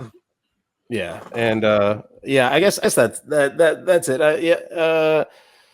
Pacing was decent. I again was a big fan of Kate Beckinsale, man. She every time I started to question choices made in the movie via director or screenwriter or whatever, they just cut to her face. I'm like, man, she's pretty, and I'd forget what I was fucking thinking about. So I guess there you have it. You can write a middling action movie so long as you do it with a very pretty protagonist. At least for me. Oh my God. Oh man. You guys, I think this is becoming intentional. I think you guys are trying to kill me this episode. Doing it on purpose. Because he literally is commending a movie with all the flaws that he shitted on from. Okay. Yep. First and foremost, everybody, this movie's fucking terrible. I don't know what the fuck that Jarren watched that I didn't watch. Let's just start with a simple point. This movie has no point. Please tell me the point of this movie. Jarren, please give me the point of this movie. She's got a condition. She is differently abled, and you shouldn't be shitting on her world. She should be committed to a hospital. She was as a child. So let's they should have left her there. Yeah. You know how Jarren went through and like dissected old and was like, yeah, this lady, he should have knocked over the man when he hugged her. And okay, I'm not even going to go that far. I'm just going to say things like this. If Jai Courtney's character was part of some good secret government agency, I know for a fact the government's killed black people in the street that were civil rights leaders and didn't make no explanation why they did it. They just killed the motherfucker and was like, oh, well, he had a gun. And you couldn't kill this motherfucker for just no reason? You needed to get this super assassin adrenaline chick to do it? Hold on, but even worse, though, you had her in your military. You had her in your military. Once you realized she was a fucking crazy person, you could have said, hey, this ain't for you, but we got another project for you. We got a job, so let's right? just make you here. It's worse. And we will train you to do this. It's hold worse on, than that. Give me my time. Hold on. It's worse than that because ultimately he ends up just killing him. Yeah. It's so dumb. Yeah. So you do all that. So what is the point of this movie? And then you know what distracted me the most? Like the action was bad, but the action was bad because they have like an over-the-shoulder fight scene for some reason. Who the fuck wants to watch a fight over someone's shoulder? Are you fucking kidding me? I don't even stunt woman. Yeah, I don't even watch porn over the shoulder, let alone watching somebody fake fight somebody. Second thing I'm gonna go with is that you know what? Call me cynical, and you know I love action films, and that's one of my bread and butters. But call me cynical or crazy. When the fuck did Family Guy cutscenes become the most important part of a fucking action movie? Every fucking 5 minutes, she's showing what she would or want to do to somebody, but decides not to. Almost to the point when she did start beating people's asses, I didn't know to take it serious or not. Or this was just another Family Guy cutscene. Like, oh, remember that time I did that, Brian? And they cut to some bullshit that Peter's doing because that's what they did in this movie. Every time she saw somebody, he was like, go slash his neck, punch his head in. Oh, then you come back to her pressing the button because she can't do it. And then she goes, walks another few steps, and she looks around and goes, oh, this guy's being a jerk too. Slash his neck, kick him in the balls, rip his nuts out, push his button because we can't do that. What the fuck was going on in this movie? And the fact that Jarren, of all people, is sitting here and is like, oh, it was all right. But every time it got bad, I just see her lovely face. And everything was okay. Because you know what? Everything. Right. Yes, because all the blood was rushing to his penis and not to his brain. Yeah, but this movie was fucking trash. This movie was fucking tragic. And this is one of those movies that are going to end up a cult classic because Jack Logs are going to be like, yeah, the movie sucked, but it was supposed to be over the top and goofy. Because remember that part where she threw the babies, which I thought was pretty cool. But the still point is like, yeah, okay. Yeah, she threw some fucking babies. This chick was known to be a non-feeling emotional psychopath. I expect her to throw fucking babies. That's like telling me the Joker burnt down a hospital. Yeah, so he's supposed to. He's a fucking anyway. The point I'm getting to is this movie's trash, guys. I don't want to give it a pro and con list because it's just going to give this movie more credit than it deserves by even giving it pros. I just listed all the ridiculous cons that are going here. And what a waste of fucking Stanley Tucci. What a fucking waste of Susan Sarandon. What a fucking waste of Jai Courtney. Why even put them in this movie? They should have went by alias in this movie so nobody could ever remember they were in this fucking piece of shit garbage that we had to see. I'd rather watch the Stanley Tucci Transformers movie than watch this shit again. And that says a lot. Ooh, that does say a lot. Sorry. Jason, number A. The floor is yours. I am not going to say this movie is trash, but it was not good either. All right. I get want to have a badass woman as a protagonist. This person was not it. She was a psychopath. And there's sometimes where you can have American Psycho, right? Patrick Bateman is a detestable human being, but he was compelling to watch because of his neuroses or whatever. She was not compelling to watch for me in any way, shape, or form. I just hated her from minute one and kept hating her even up to the end, even though she was making cute with the male cop, whatever his name was, and Jay Courtney. She did not have any redeemable qualities for me, especially when she started throwing the babies. But beforehand, when she beat up the waitress, I don't care what that waitress said to you. I don't care. She is a freaking wage slave. She makes $2.13 an hour. There's no reason for you to beat her up. And that's where it took me out of the fucking movie. Also, disagree. That chick was a cunt and deserved everything that came to her. No, she's an elitist cunt at that. No employee of any sort of she should have kicked in the manager's office, beat him up. Other than that, she's an elitist.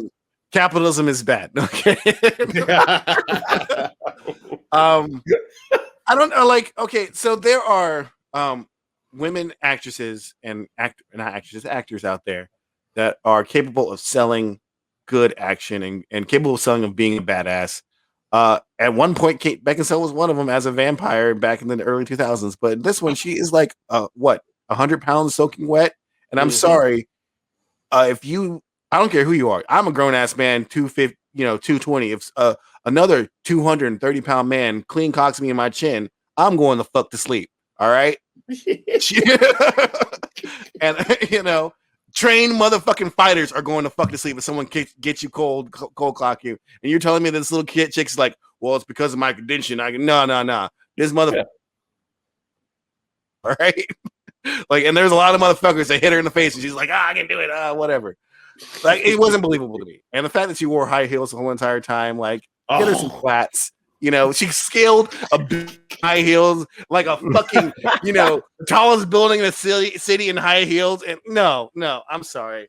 And don't get me wrong. There are people who can do some amazing things in high heels. That's not one of them. Okay. I actually didn't have that on my cons list, but I didn't want to go over it. And then at the end where she went all through this whole thing because Jai Courtney's character planned her to do, but yet he was up there in the penthouse killing the dude. Yeah, why didn't you do that from jump? The rip? You knew exactly where he was. You didn't need any of her. None of it. You muted the whole entire thing. By being there. He just wanted to fuck Kate Beckinsale. Let's be real. I mean, that's a good reason to do anything. But you know what? And I would have gave it some cape. I would have gave it an inch of cape if at the end when she finds Jai Courtney, he'd been like, you passed. Figure it out. This was a whole thing to see if you were willing or able to do this because we want to recruit you. I'm sorry I lied to random part. Right. Yeah. And she still should have kicked his ass because he lied. But I would have accepted that to be like, oh, they were trying her out and see if she can accomplish this mission. But him being the bad guy. Villain at the end, it didn't really work for me. Stanley Tucci is great in every one of his scenes. Completely overuse or wasted use of Stanley Tucci. Completely wasted use of Susan Sarandon.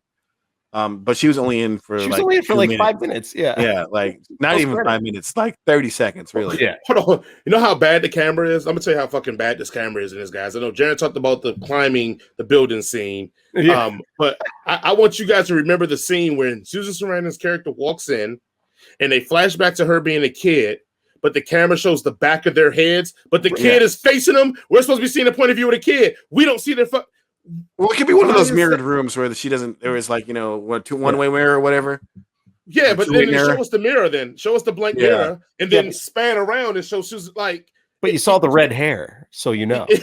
There you go. Yeah, dude, and that fight scene where she's in the bottom of the building and she is fighting the dudes. They're like and it's 4 or all 5 from her guards. behind, Yeah. from her back, is like that is the best way to say highlight. Hey, this is a stunt person. Firstly, she gained like 40 pounds, and secondly, like you only shoot her from the back, and like up until like the very last thing where she gets the guy in the arm bar, and then you see her face, and like yeah, that's a good way to highlight. Like, oh yeah, this is not Kate Beckinsale at all. Yeah. You know. Oh, So man. yeah, this did not work for me whatsoever. That shot where she's walking in the building and they backlight her, and that thigh gap is life. Like it goes like all the way up and like makes a rectangle and comes down. I mean, like, like here's the thing, guys. I'm not saying that petite women can't do things, because they can. But if you want to make a believable actress or a believable female protagonist of an action genre, she does not have a thigh gap. well, again, it's all about what is it? The adrenaline, right? Like they say that No, that's not how it works.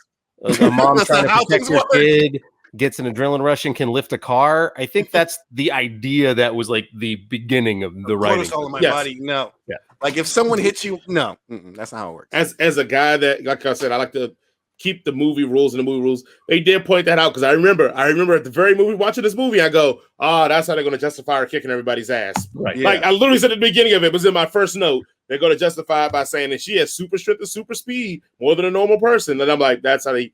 Yep. Okay, Yep. I'll go with it, but I'm like you guys, but everybody, everybody, because even a 100-pound woman that's super strength and super speed.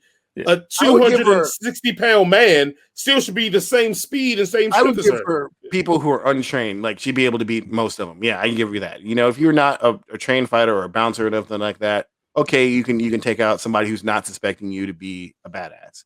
But you're talking about trained security guards who like this is their fucking life. Also, and I talked to Jason number one about this. The first time you get got by that back of the head punch and you wake up in a fucking chair, you don't let that fucker get behind you anymore. Yeah. You keep a shoulder to him. You keep your back. You keep looking at you. When she got that the second time, I'm like, bro, you're smarter than this based on everything I've seen in the movie. You're a lot of things that this movie isn't, but you're intelligent enough to know that guy shouldn't be behind you anymore. I mean, Right. I think some people we disagree that this woman can do things, but there's a reason why like Elijah Wood isn't an action star. All right. Right. Well, he's That's like 4 foot nothing. Yeah. And even you can give me all the fucking, justification in the world. I will never believe that Elijah Wood can kick, a 300-pound man's ass. It won't. You can tell me he has superpowers, but like, fuck it, I don't give a shit. He's still not gonna Okay, work. so do you have the same reservations about Black Widow?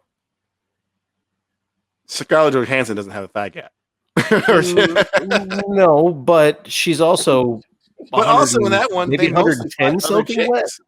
And she has Huh? guns and she shot people.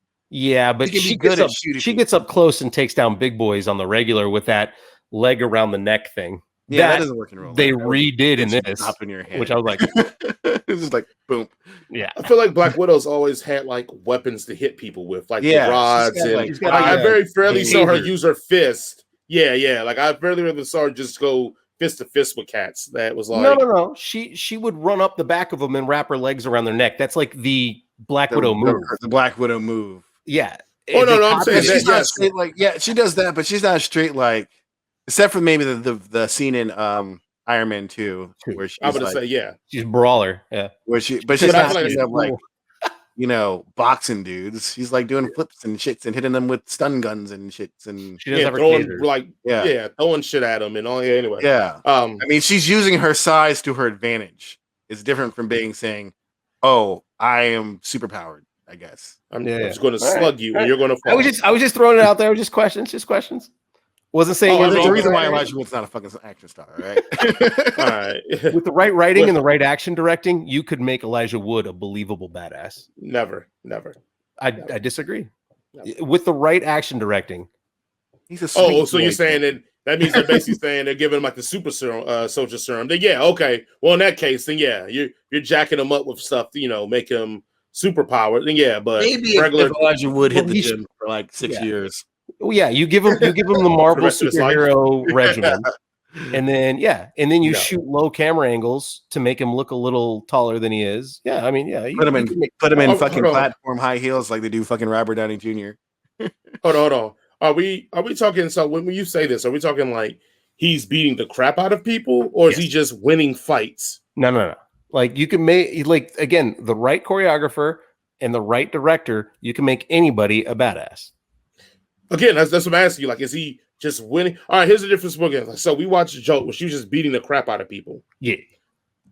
Somebody with similar size and stature, Tom Cruise, he wins fights in Mission Impossible. Tom Cruise really doesn't beat the fuck out of anybody in Mission Impossible. He did in fucking Jack Reacher. Well, I'm talking. Well, yeah. Well, I'm saying, but the point is that like the fact that he's smaller in stature is more believable that he gets thrashed around a little bit before he can win a fight. I agree. And Mission Impossible is definitely more realistic because he definitely gets beat up before he wins. If you want to step up the realism, you don't make them a Terminator. You make them take hard hits, and then power through it. I agree. Yes, they won't just be like grabbing people by the neck and tossing them without ever like flexing or any shifting of weight or anything. Yeah, but that comes down to good choreography and good directing. Like you need to make the small stature be something that they use to their advantage. Like going low and taking a leg out and then turning around quicker than the person's falling. Things like that. Like you could do it, is what I'm saying. And they could have done it in this movie, and they didn't. Yes, I 100% agree. Also, Elijah Wood's already action star. Lord of the Rings 1, 2, and 3. So there you are. Let's go on to.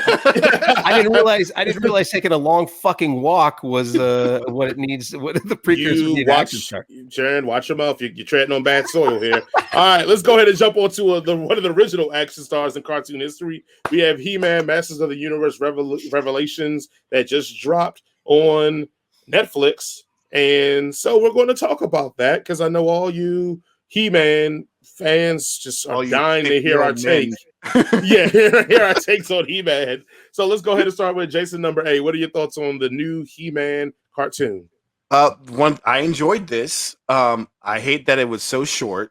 But I liked it. I really enjoyed it. I like that the fact that they basically, here's a spoiler, kill He-Man from the very start, because honestly, He-Man's the dumbest character. I mean, literally, he's the worst. I mean, the name is dumb. He's dumb. It's all dumb. And they kill him straight up. They kill him and Skeletor from the rip. And I liked how it was basically about Teela trying to regain her confidence and regain her family in order to save Eternia from dying and things. And it was a really like good journey. It was great. Talk about a person who's believable, a badass. Teela is definitely one of them because they gave her the lesbian undercut. See, that's what you need to do. You need to give her the undercut, and that way it totally makes everything believable. Facts. But yeah, there were some a lot of characters from the He-Man original series died in this, and it was some Orm dies, and they go to hell and they go to heaven, and the original Castle Grayskull's a black dude. Oh, that was fucking badass as shit. Yeah, and the fact that even makes He-Man even lamer is the fact that all the other people in heaven were like, we get to choose our forms. We chose our power form, and this fucking nerd over here is looking like his normal self. Yeah. I mean, Adam getting shit on in heaven. I was like, but it was I hate the fact that it's like only 5 or 6 episodes or something. 5 episodes, and it definitely ends on a cliffhanger. And yeah, they could have just given us a whole season and not end on a cliffhanger, like a whole 10 episodes or at least a few more episodes and not end on a cliffhanger. But other than that, like, animation quality is pretty solid. It's not like the best out there in the world, but it's not egregiously bad. Story was pretty solid. Everything was good, and they added more black people in it because that was something He-Man sorely lacked, was people of color. But other than that, and kind of also, make fun of the fact that like pretty much every character in this is a muscle-bound, amalgamation of a muscle-bound dude with a fucking head on of an animal. So it was great. I enjoyed it thoroughly. Kevin Smith did a good job with the material that he was given. All right, Jarren, your thoughts? Caveat right there at the end of that. Let's be honest. He-Man is like, all right, let me back up. Okay, so there is some controversy about this show, and one person wrote about, Kevin Smith shitting on a great story. And I'm like, have they ever watched He-Man ever? What great story? Like, there is no story. It's a giant dude with a sword fights another giant dude with a skeleton face. There is no story there whatsoever. We're here to sell fucking toys, guys. Yeah, Well, here, it's I toy think, selling. and I'm not sure if they're referring to this. I think, I'm speculating. They have to be referring to the early 2000s version, which was really, really good. And if he's talking about that, then I probably would agree. But if he's talking about the 80s bullshit, This is then nah, of the we out. 80s. Yeah, I don't Oh, well, remember. then, I yeah, don't remember I'm the good. 2000s one. Yeah, I because don't nobody remember watched it, either. because it was like the Thundercats one. Nobody watched it. Oh, but that was so good. Yes, the He-Man one is as good like the Thundercats. Thundercats one. Yes. Good. All right. Yes. Is it my turn? Yeah, go for it. Sure, why not? How the fuck are you going to cast Mark Hamill and kill his motherfucking ass off the first fucking episode? God damn it, man. You not come back. I hear him talk. I'm like, yes. And then he's like dead. And I'm like, what? Also, the voice cast in this was amazing. Yes. Jorah Mormont from Game of Thrones doing a great Man at Arms. Phenomenal. That wasn't Jorah Mormont. Yeah. It was not Jorah Mormont. It was Davos. Sir Davos. It was Ian McKellen. Not Ian McKellen, but Ian Gilliam. Sir Davos. Okay, they sound similar. Right show, different character. All right. Yeah. The one that was chasing around Daenerys. No. This is the Onion Knight. Oh, the one that stood by and watched the other dude burn his kid. Well, he wasn't there for that, but yes. Yeah. All right. Number one dad. But yeah, still great. Father's Day. Go to those great barbecues, right? Yeah. Too soon. Cringer reminded me why I fucking hated that character from the rip. Ugh, gross. At least it was consistent. Orko though did a swap on me. I fucking hate Orko. I think he's the worst thing ever. And this Orko, not horrible. And spoiler alert, his sacrifice was a little touching. Also, it was kind of badass with the rings and the way that idea of focusing the magic with the rings and then using them to bind the guy. I kind of thought that was kind of dope. Heaven.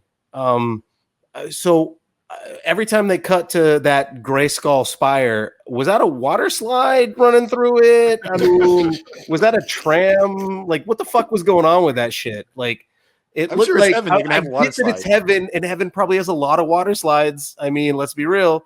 And they're probably really fun, but they never really went into that. Tila was phenomenal, and I loved her friend. And also, completely not part of any of the canon that I'm aware of, a tech cult after the magic started to fade away. I fucking loved that. That so was dope. awesome, so cool. They were like diet. What's the guy's name? Tri-Eye or yeah. Which, by the way, his eye only moved every now and again, and it was always goofy as fuck when it did. I was like, but they were like the diet version of the Borg because they didn't have the nanotubules, so they had to like, here, just drink the nanobots, please. That father-daughter thing hit me a little harder than I thought it would when the daughter like splayed into all the little like tentacle arms from the nanobots. That life too. Yeah, I know, right? I was like, oh man, that sucks. They couldn't save him. But they wanted to be there. Right. No, well, the dad, she was a kid. The dad wanted to be there. They both wanted to be there. Yeah. And the kid just wanted the dad to love her. So she was like, okay. The black chick that runs with Tila, she's dope. I liked her. I liked her command of like, she's like, I'm not a fighter, I'm an engineer, but I'll fight when I need to, but I'm an engineer. And every time there was a cool thing with tech, I was like, I believed that she was able to fix it. She was kind of like, was it Thomas Jefferson from America? She was a little Iron Man, and I was there for it. I was all about it. But yeah, no, it was fun. It was short. And God, I know that is there something, because I watched it with Alex, and I asked him, I was like, why didn't they fix He-Man's tragic haircut? And he was like, because apparently Kevin Smith made some agreement that he wasn't gonna do any remarkable change to the characters. So a lot of it was silly, like those hover things that they had that look, the thing that spins around them looks like that Lego piece that we all have that's like supposed to make a tree or something. You know what I'm talking about? Yeah. At any rate, a lot of it was animated okay, but it was still kind of really old style. And I'm like, all right. There were a couple directorial decisions with angles that I don't think the animators or the artists were kind of up to. There was and the one that really stands out is when they're in hell, Tila looks up and she's standing like in a circle, like right, I guess when the mists come around her, and her body looks all deformed and weird. Like they didn't know how to draw her from straight up and down, like with the camera looking straight down. They're like, this is what we think humans look like from that angle. So there were a couple things they could have fixed, and the animation was all right. It definitely isn't anything to write home about. There's some stillness in the frames that they could have brought a little more life to. But all in all, based on the 80s subject matter and what they had to work with, I think they succeeded in creating something. You know what? The nicest thing I can say about it, I watched it back to back to back to back. And I wanted, as soon as one ended, I wanted to watch the next one. It kept me enthralled. It kept me invested. And I don't like He-Man at all. So I was kind of, and the fact that they got rid of him immediately, I was like, oh, well, now I can watch it. So yeah, yeah, I enjoyed it. Also, if you've ever played Legend of Zelda, whenever you run into Dark Link, she had to fight Dark He-Man. I was like, yeah, Shadow He-Man, let's go. I liked it. Yeah, man. He was barely in it, man. That's pretty much. I love your puns, man. Keep making more. Yeah, is that the title? Is that the title for this episode? He was barely in it.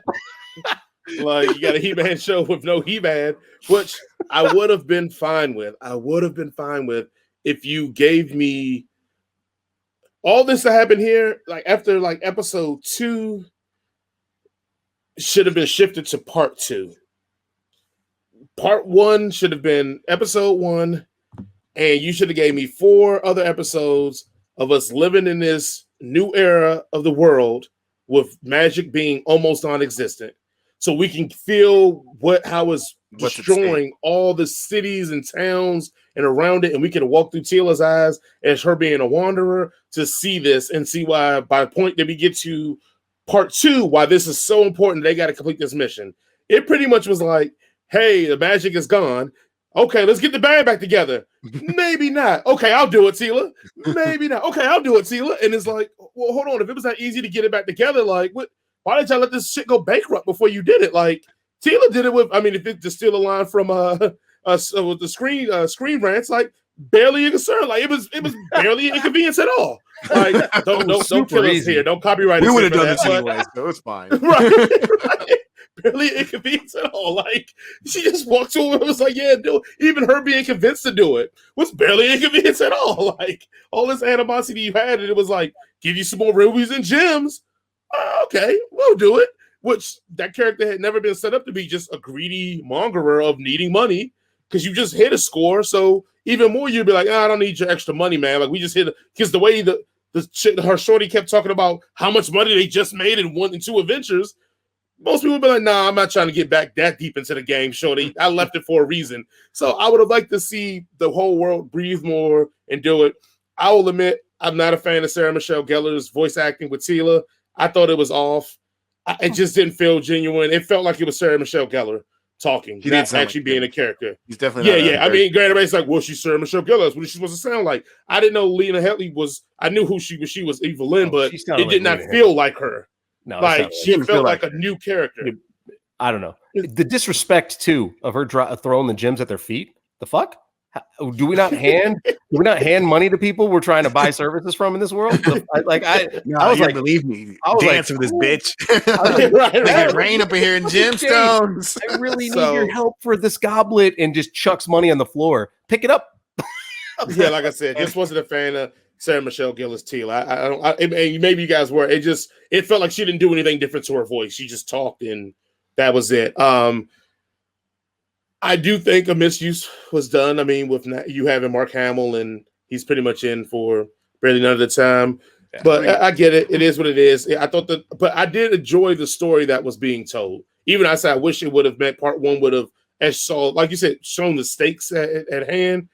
But for how it ended, I feel like okay, I'll go with it because now you've made the stakes really high now by how you ended it. I just wish it just would have been a little bit more inconvenient for her to do this because it felt like then this whole time they all could have just done this shit and been fine. But instead, they made it seem like, oh, the world's about to go be ruined and be destroyed. And it's like, okay, some parts are poor. Okay, but it seems like the rest of the world is just kind of going about their business.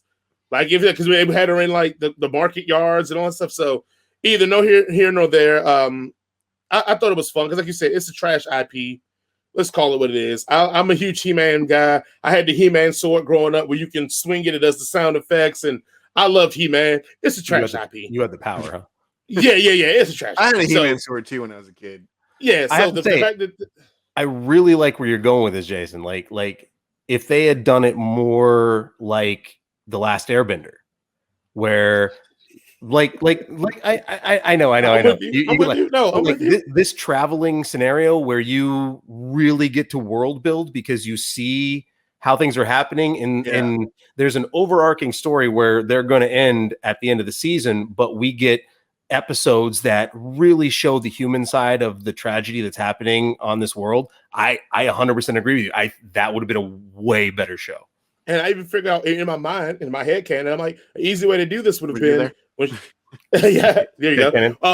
When they got the last bit of magic, they would have been like, hey, this is enough magic to get you to travel to X, Y, and Z destination to X, Y, and Z destination. So in between this magical traveling, they could have had these conversations. When they had to stop, they have to stop sometimes for it to recharge a bit, to travel some more. You have conflict in these places. Like, it's an easy workaround to be like, hey, look, you can only go but so far on it before it has to recharge. But if you do this right, you can make it to X, Y, and Z destination that can help, blah, blah, blah. And I'm like, okay, cool. We can see what's going on in this world and why this mission is so important. That would eventually, hopefully, would have turned Teela to be like, okay, I know I kind of, gave up on all this stuff, but I'm seeing the world now and I'm like, oh shit, like we have to get magic back because it's not about me and He-Man anymore. It's more about me saving this planet now because if I don't, it gets fucked up. But no, it was just like, here's some rubies and some golds. Go do this job and come with me. And she's like, I don't want to, but my girlfriend does. Oh, sorry. My friend does. So let me yeah,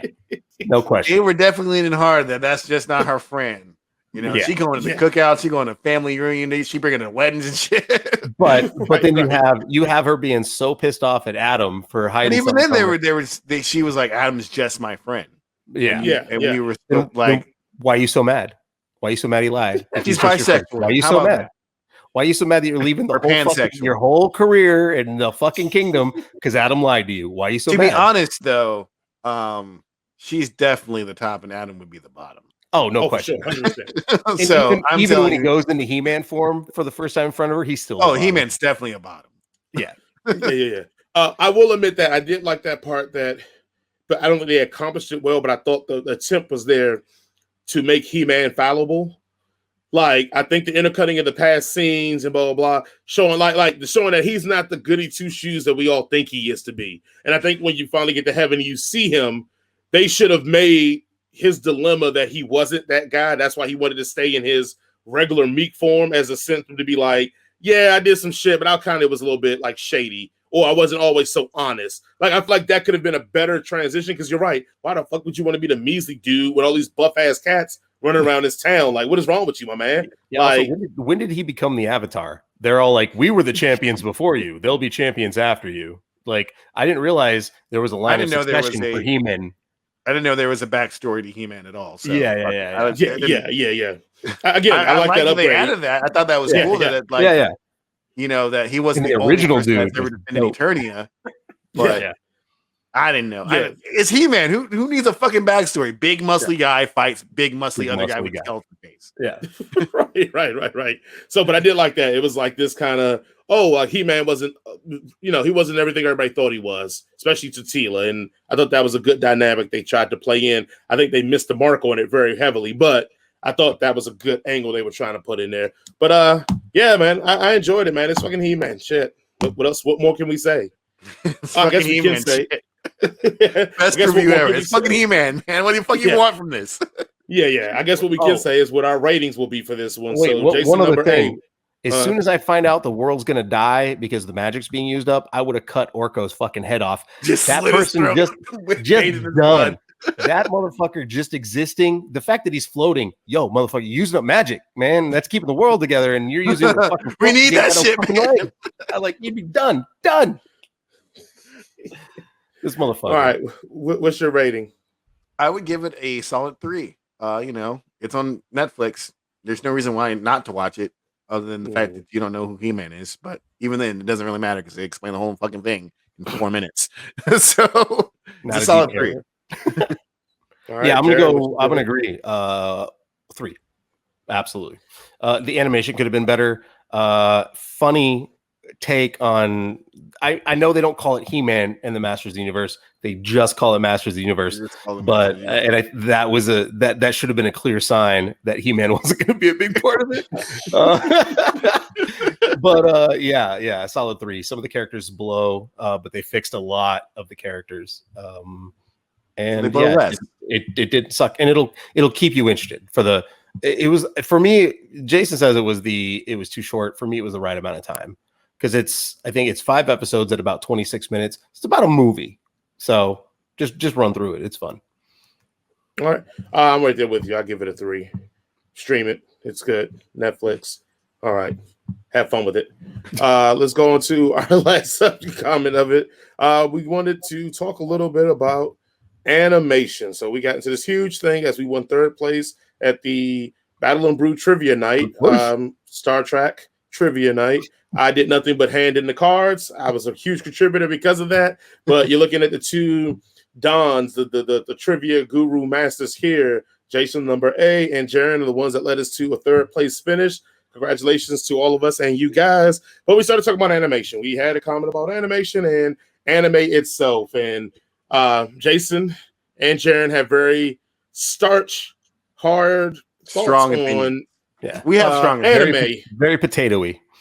Yes, on very potato on anime. So I don't know which one of you guys want to start, but go ahead. The floor is yours. I'll start because I feel like I need to explain basically me and Jarren's kind of outlook on anime because I came from a place where I was a huge anime fan back in high school. And then I went to art school to study animation. And me and Jarren, the thing you guys got to know is that me and Jarren and I, that's how you say it. Sorry, Grandma. That we both went to the Art Institute of Atlanta and we both studied media arts and animation. That I did not graduate. Sorry, Mom. I wasted $100,000. Jarren, I don't think did you graduate? Yeah. Jarren graduated the 3-year program. So at that school, we had our teachers were animators. Our teachers some of them were working animators. A few of them had worked for Disney in the past. A few of them were comic book artists. One of the things that I was taught, we are taught the history of animation. We are taught the ins and outs of like why this art form came to be. And we're also taught about another form of animation, which is anime and how that came to be. And our teachers, being American animators, were very opinionated about Japanese animation. It's a thing. And a lot of us, we went to the school because we were into anime. That's why we were there. And a lot of those sentiments were expressed and then were, I would say, strongly discouraged would be how I would put it, at least in my time there. They wouldn't grade you well. Yeah. So the anime style, there's several different styles of anime. I mean, because let's be honest, anime is not a genre. It's literally a type of animation. It is a animation produced in a certain area. It's animation produced in Japan. They have certain cultural styles, certain work ethics that are just simply different from us here in the United States. It's just the way it is. It's anywhere. Animation produced in fucking Russia is going to be different than the shit produced here. All right? That's just how it is. It's not better or worse, in my humble opinion. It's just different. And those differences are the things that I don't like personally. Right? So, and we are taught those differences and those things that we are taught to do as animators. You get to the things that we now are associated as tropes, a part of anime, you get to not like as you are learning through this game. And this is not I mean, I'm not saying this as a monolith as all American animators hate anime. There are plenty of dudes that graduated from artists in Atlanta who are still fucking anime heads. I just not one of them. And Jarren obviously is not one of them. And a lot of things that you tend to see in anime that that the reasons why they did them for those reasons, they kind of just irk you. Like a lot of stuff that are tropes, like introspective thought of a character. What are some good ones? It's all about saving frames. Yeah, they're literally like the style as a whole is about saving as much time of animation as possible. And as your animator, you're like, that doesn't make any sense. Even though as an animator, you're like, 10 frames of work, a second of work is a lot of fucking work. So you understand like they're just trying to save money and time, and that's why we're doing it. And as an animator, you're like, well, that's bullshit. But also the same thing is like everybody wants to save money and time. You don't want to spend 90 hours sitting at your desk so you can draw 4 seconds of animation, not even 4 seconds, a second of animation.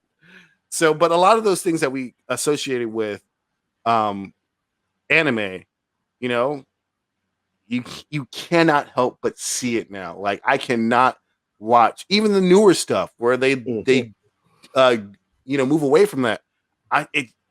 When they put one tropey thing of anime, it's like nails to a chalkboard to me. And I just like, I cannot watch it. I cannot like unsee it. Like once the trick is there, like it's like seeing a magic trick and the magic trick. Once the magic trick is there, you can't unsee the magic trick. Yeah. And like if you say that's a magic trick, if you are a magician and you say that's not the way you should do that trick, it's grating. It is. It's just grating. And like that's the way I feel about it. I'm not saying that all anime is bad. I mean, there are definitely some that are not as good as others that do lean more into this heavy sort of thing than others do. But a lot of it still has those tropes, and it's getting into American animation because of anime being so popular that we are now we've always kind of seen it, but it's just like now being more prevalent. And that's kind of annoying too. Like that Batman we reviewed like a week or two ago. There were some very frozen frames with just a mouth moving in a couple of them. And that's one of the things that you were taught is like a holding move, right? Yeah. Like where like you should never have a frame that is completely static. You should never have a second on there that's completely static. And that's something that is a moving mouth. Yeah, and that's something that is common in a lot of anime, and that's something that you were told specifically not to do. There should always be some movement, well thought out movement. Even if a person is just sitting there breathing, you should bring life into that character, And in a lot of anime, it's just that's a picture. Background. That is a fucking picture. That's an illustration that you put on there, and you just put a voiceover over it. It's worse when they don't get the if there's like an exposed shoulder and the skin tone is slightly different than the neck because that part is being animated roughly to move, and like a lot of the stuff you can even see in earlier like especially stuff in the 70s like Scooby-Doo, a lot of Hanna-Barbera stuff. You can see a lot of that stuff in there too. And after a while, we got the shitty He-Man where it's a lot more dynamic, but still. There's a lot of that stuff still hidden in there. But you get into like good stuff like Pixar and you can see that care and dedication put into each frame. You just like, I want to do that stuff. I don't want to do Dragon Ball Z. I want to do Toy Story, and that's the way I feel about it. I'm sure Jarren. There's a dark side to that too, because like I got out of college and then Minions was a thing, and I was like, I didn't spend 4 years learning about anatomy of people just to animate one little yellow butt plug that doesn't have any discernible like character design or muscle structure or anything. I was like, what the fuck? It's 2 points of animation. Just that's all it is. It's most popular thing on the planet for like 2 years. I was like, oh shit, it still gets the kids out there. They still give. Oh yeah, it's very popular. But Jarren, I want to understand your. So, I agree with literally everything you just said, 100%. You and I are on the same frequency when it comes to that. I will say that there are certain animes that I've watched where the directors will do something very interesting with the camera. And oftentimes it's not the whole movie or the whole show. And oftentimes, more often than not, it's a movie where they have a very, we're talking an hour and a half. We can go balls to the walls on like 7 scenes, and the rest of it we're going to tamp it down a bit so that we can make the deadline or whatever it is, or pay the people enough, or pay them at all. Pay them at all. Well, we could either pay you or freshen up our suicide nets, one of the two. But they there was one there are a couple studios that really kill it. The Korean studio that they sent Avatar to be animated, I thought was brilliant, because they did things where they were like, between this point in the story and this point, you're going to hover on Aang for 3 more seconds, and you are free to animate any way you want, but he cannot be static. So you end up with things like when he's in Bossing Safe for the first time, and he sees something and delivers a line, and then he walks along a gutter with his arms out and he's just kind of like balancing. That was completely the animators doing something interesting that the writers had no point of, like, they didn't say, I need him to do this way. They were like, you have 3 or 4 seconds where we don't have anything, but the camera's going to hang on him for pacing, make him move. And they did a lot of good stuff with it. You have the people that made Paramore. I can't think of the studio at the moment. It's Studio Kier, maybe. Someone's gonna, some animator's gonna like kill me. But they did it was an amazingly kinetic and wild camera motion-y animation. But again, it was a movie that was about firefighters, and they were fighting the Burnish, and it was awesome because they were mech warrior firefighters. It was just a fuck ton of fun. But the camera was always moving, and you were seeing really dynamic motion picture style directing, but in animation. And the best part of animation is that your camera doesn't physically need to be there. You don't need to you don't need to dial it down to reality, because you don't need to keep it on a drone for shots or a crane or handheld. You can have a main character running at it, and then it can turn around and be inside his eye in one movement, and then it's running back the other way, and then it's the smoothest, most organic transition ever. It's only limited about your imagination and your skill of your animators. or the director, right? But I mean, the sky is the limit with animation, and it's just upsetting when you have great stories that are told boring. It's the same thing with motion pictures in general. Like, and I love Edgar Wright. Like, he is a master of telling a story and being funny. And that frame, that window is a tool in and of itself. Like, things coming in and out of the frame can be funny, can be played for dramatic or maybe made ominous, intense. Like, that window into what you're seeing is something that people have gotten either uninspired with using or bored and don't quite know what to do with it. Like, people need to think of the frame that is around the movie as an amazingly disconnected window into whatever story you're telling, and use it to its full extent. And I think people get lazy and they'll stave it off. They'll stack it on a tripod, and they'll just let two heads talk at each other or something. Whereas you could be telling a lot about who a character is by fidgets in their hands with a like a smash close up of their hands, like, while the conversation's still going on. You've established these two people are talking, and maybe one of them's nervous because one of them's lying and the audience is aware of it, or maybe they're not. And then you smash cut to their hand, and you still have enough. You observe the rules of cinema so that they stay on the left or the right side.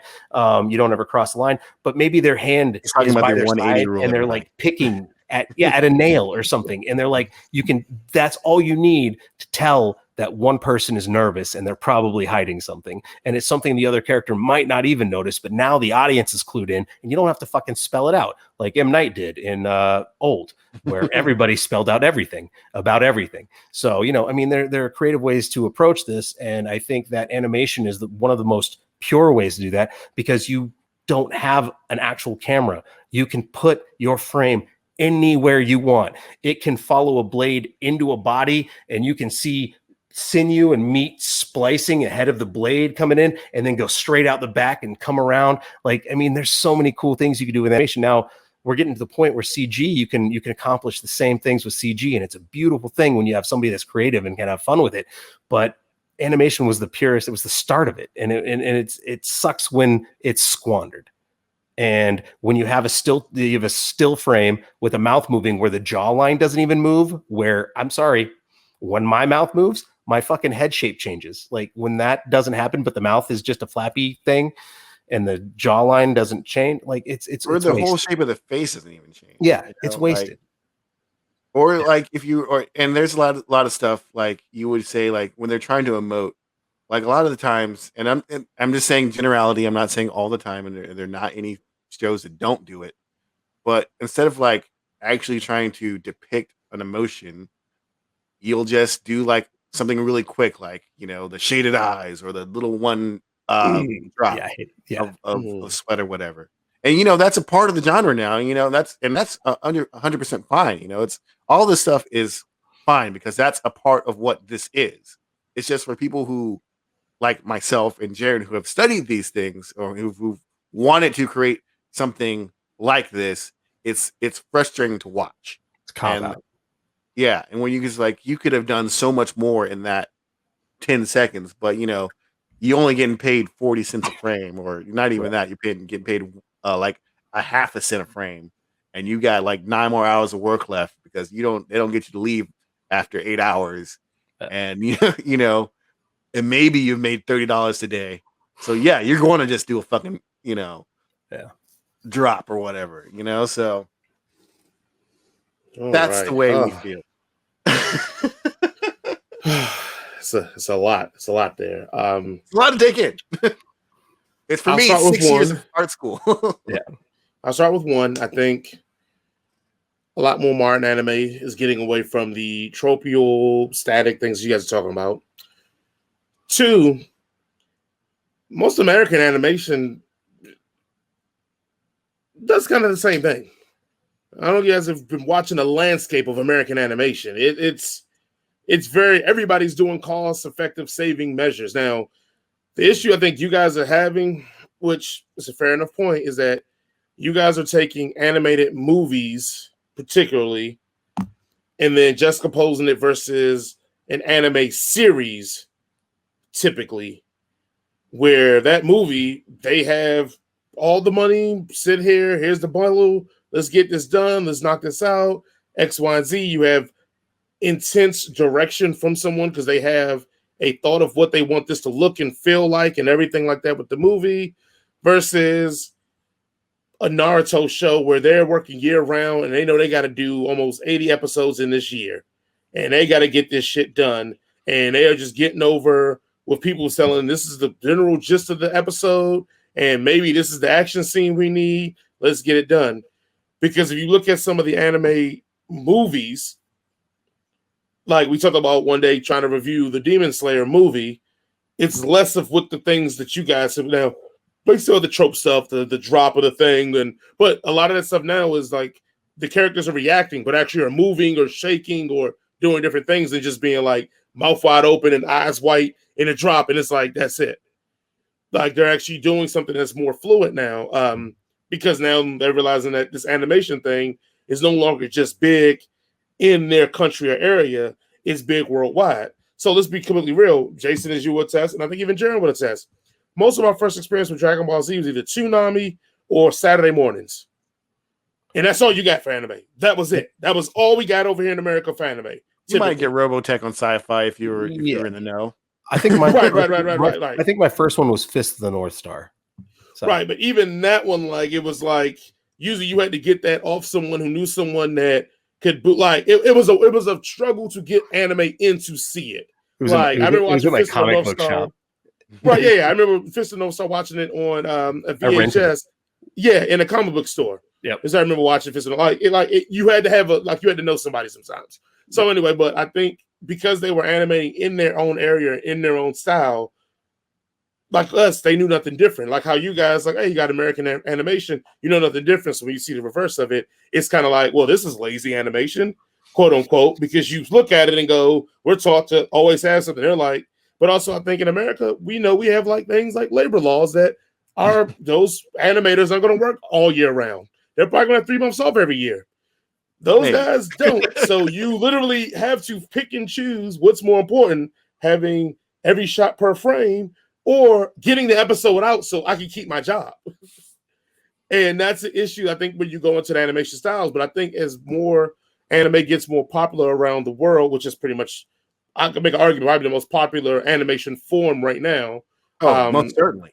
That's not even argument. Yeah, and because it's all the kids like us that grew up watching Dragon Ball Z and all those places, they went to make their own cartoons and they take some of that tropish stuff that they liked in anime and they put it into it. I mean, you can make an argument that all the best action scenes in American animation, especially when it comes to fights, they all feel very anime-ish just because of that's just the evolution of what they've become.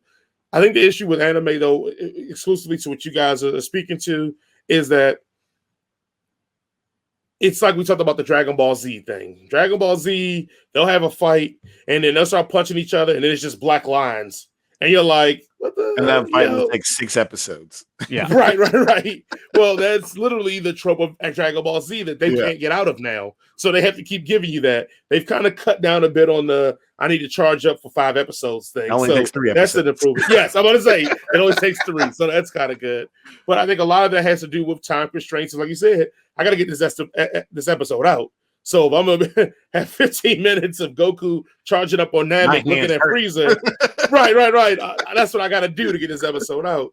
So I think also, too, for a guy who doesn't check on animation like you guys check on it, I always say that to me, the defining moment is, does this shit look cool? Does it feel fucking cool? I will admit, a lot of the dialogue, expositional shit don't look and feel cool. I would tell anybody that starts watching anime, you're going to probably give it about 10, 15 episodes before shit gets real good, which I feel like everybody will be like, well, that's a dumbass requirement. But I'm going to be like, that's the reality of anime. Like, it's going to be a lot of dumb conversations and flashbacks and a bunch of other shit going on because they feel like they almost want to get all the exposition dump out the way to get to the main fight. And then after that's over, give you a whole bunch of exposition dump after that to get to the next villain and give it like it's just the tropes of anime. And I think because they're doing a year-round thing, so instead of you're getting your Netflix, 15 episodes and it's done, they're giving you, like I said, 50, 60 episodes in a season. Yeah. So they're just cranking them out. So they're like going to say, oh yeah, well, let's get all this shit out the way because we're going to spend all our energy probably for the next 2 weeks animating this fight. So we got to get about so many episodes done so we can just sit down and do this fight and make it look good. So does it hurt the craft? Absolutely, it hurts the craft. But if anybody's watching anime for the animation craft, for the dialogue, then I feel like you found the wrong animation. That's what I would say. And again, I'm looking for the anime heads. We're talking more specifically about Shonen Jump because everybody will go, because I know we'll get flooded with a whole bunch of anime that's like, look at this and look how this inspired these American people. We get it. It's a whole ecosystem of anime that isn't. Spectrum. It sounds like that isn't Shonen Jump. So we're talking more shonen. It sounds like the answer is if there's 52 weeks of the year and you're putting a show out every week, just make 42 episodes and take a month off, or that's take not how it works. 2 months off. And you only got 42 weeks. That means there's 10 weeks where you ain't getting paid. Yeah. Go ahead and tell that. Go ahead and tell that country that, Jarren. Pay more. Put that in the suggestion box. How many episodes of Naruto are there? Shit. You mean just Naruto, not including Shippuden, just the first season? I don't know. I was because I recently a friend of mine is working on animation and he wants a little bit of help with some background stuff, and I was like, okay. And he was like, I need you to. He was like, you've seen Naruto, right? And I was like, no, I haven't. And he was like, well, just Google the best Naruto fights, and I did, and the video is only 6 minutes long, and so I'm assuming that spans all of it. And only 6 minutes of it were fun. So however 6 much minutes time was the best. Yeah, however much time makes up the rest of Naruto is apparently just talking heads. And I'm like, well, I'm glad I didn't waste my time on that. Or someone was like, "Oh, I only got 6 minutes on YouTube, so let's just give me the best of the best, the best, rather than just the best." We put 2 hours up on YouTube regularly, including tonight. Yeah, because we're sitting here talking and we're not animating shit. All right, you want to put 2 hours of animation up? We'll be fucking here all year. Not even all year. It'll take us 3 or 4 years to do. Yeah, more than that, depending on the quality. Yeah.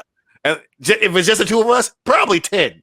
Yeah, Okay. a lot of talking heads at that point. Yeah, it'll be very animated. Okay, so I'm going to drop a Naruto- lot of frames. There'll be a lot of fucking still frames and that shit. Naruto has 222 episodes. Shippuden has 500 episodes. Yeah, fuck that And noise. now they're on Boruto, which I think has about 80 episodes right now.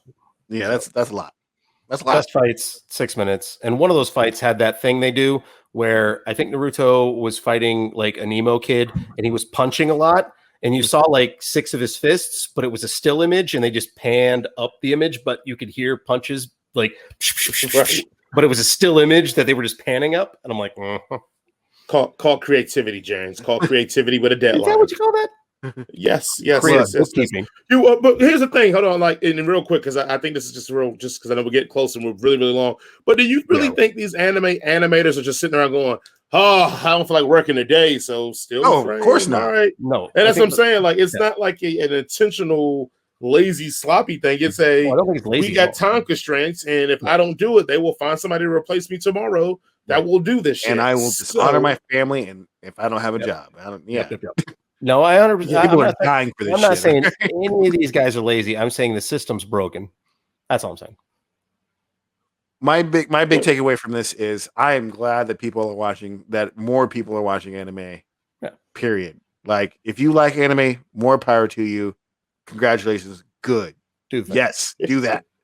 Because when I was a kid in high school, and I'm not even talking about grown ass motherfuckers, grown ass adults. I'm talking about, just high schoolers. You said you like Dragon Ball Z, you're getting your fucking ass kicked. In the locker.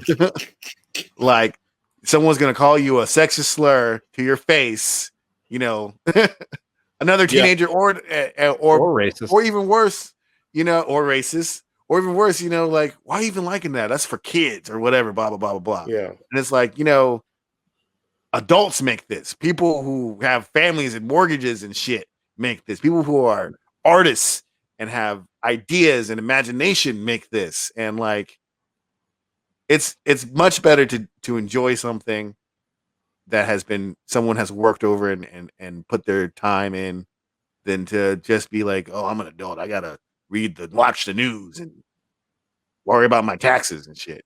Now, before we get all the angry comments and all the angry emails or whatever, I think it's important that and I think Jason number A will agree with me on this one. We are not talking about Studio Ghibli. Everything. Let's also make that everything they 100% do, clear. is absolutely stunningly beautiful animation. It is the tier that everybody else should aspire to. Oh, and I guess it too. Like, that's what I didn't use it, but that's what I was saying. Judging it movie versus show versus show. Like, I think a lot of times we as American audience, because we have so many animated movies that aren't like IPs from a series, that we just kind of have a habit of pitting the series versus the movies on us, when it's like, they do a pretty good job when they have movies because they have just time and budget. It would be hard to get like a Disney quality, feature-length Disney quality thing on any sort of short form, unless you're only doing like 10 seconds. But there are good TV, like the new DuckTales has great animation in it. The 2011 Thundercat reboot was an anime style, but it also didn't fall to a lot of the tropes. There's a lot of motion, a lot of sweeping camera, and it was television. So it can be done, and it has been done. It's just even not as like Avatar, depending on which studio did the episode. Time out. Just to make sure it's playing. You're like, yeah, it has been done because they're making one season in 52 weeks, and they're making 52 episodes in 52 weeks. Yeah. Sometimes they're making one season in like Jarren, 2 years. If we're talking about like Rick and Morty, they're taking like 4 years, and that shit should be phenomenal. Yeah, if I were to go, hey, and I'm only going to give you 22 episodes. You got a year to do it. Hey, Jason, I need 50 episodes. You got a year to do it. Whose work would you think would be more quality? You know what? I would assume yours. Mine, because I'm awesome. You're making my point for me that the system. You're making my point for me that the system is broken. So when it works, it works. and you get quality animation.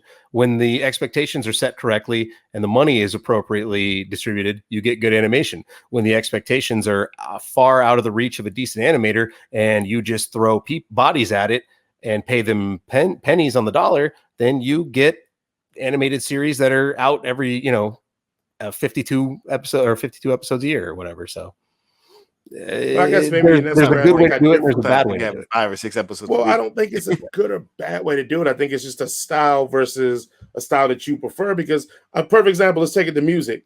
You can get an artist that doesn't have the backing of a big industry guy and all the help and stuff, and he can make a really good album. It won't sound as good as a Kanye album with all the production and style he got, but it still can be really fucking good. And I think that's the anime versus like they don't have the time and the budget a lot of time these American cartoons are going to that they have. Like most anime isn't out to try to sell a toy, where we know most American animation, that is their main thing. So they're going to put money behind That's it. why Young try to Justice sell that toy.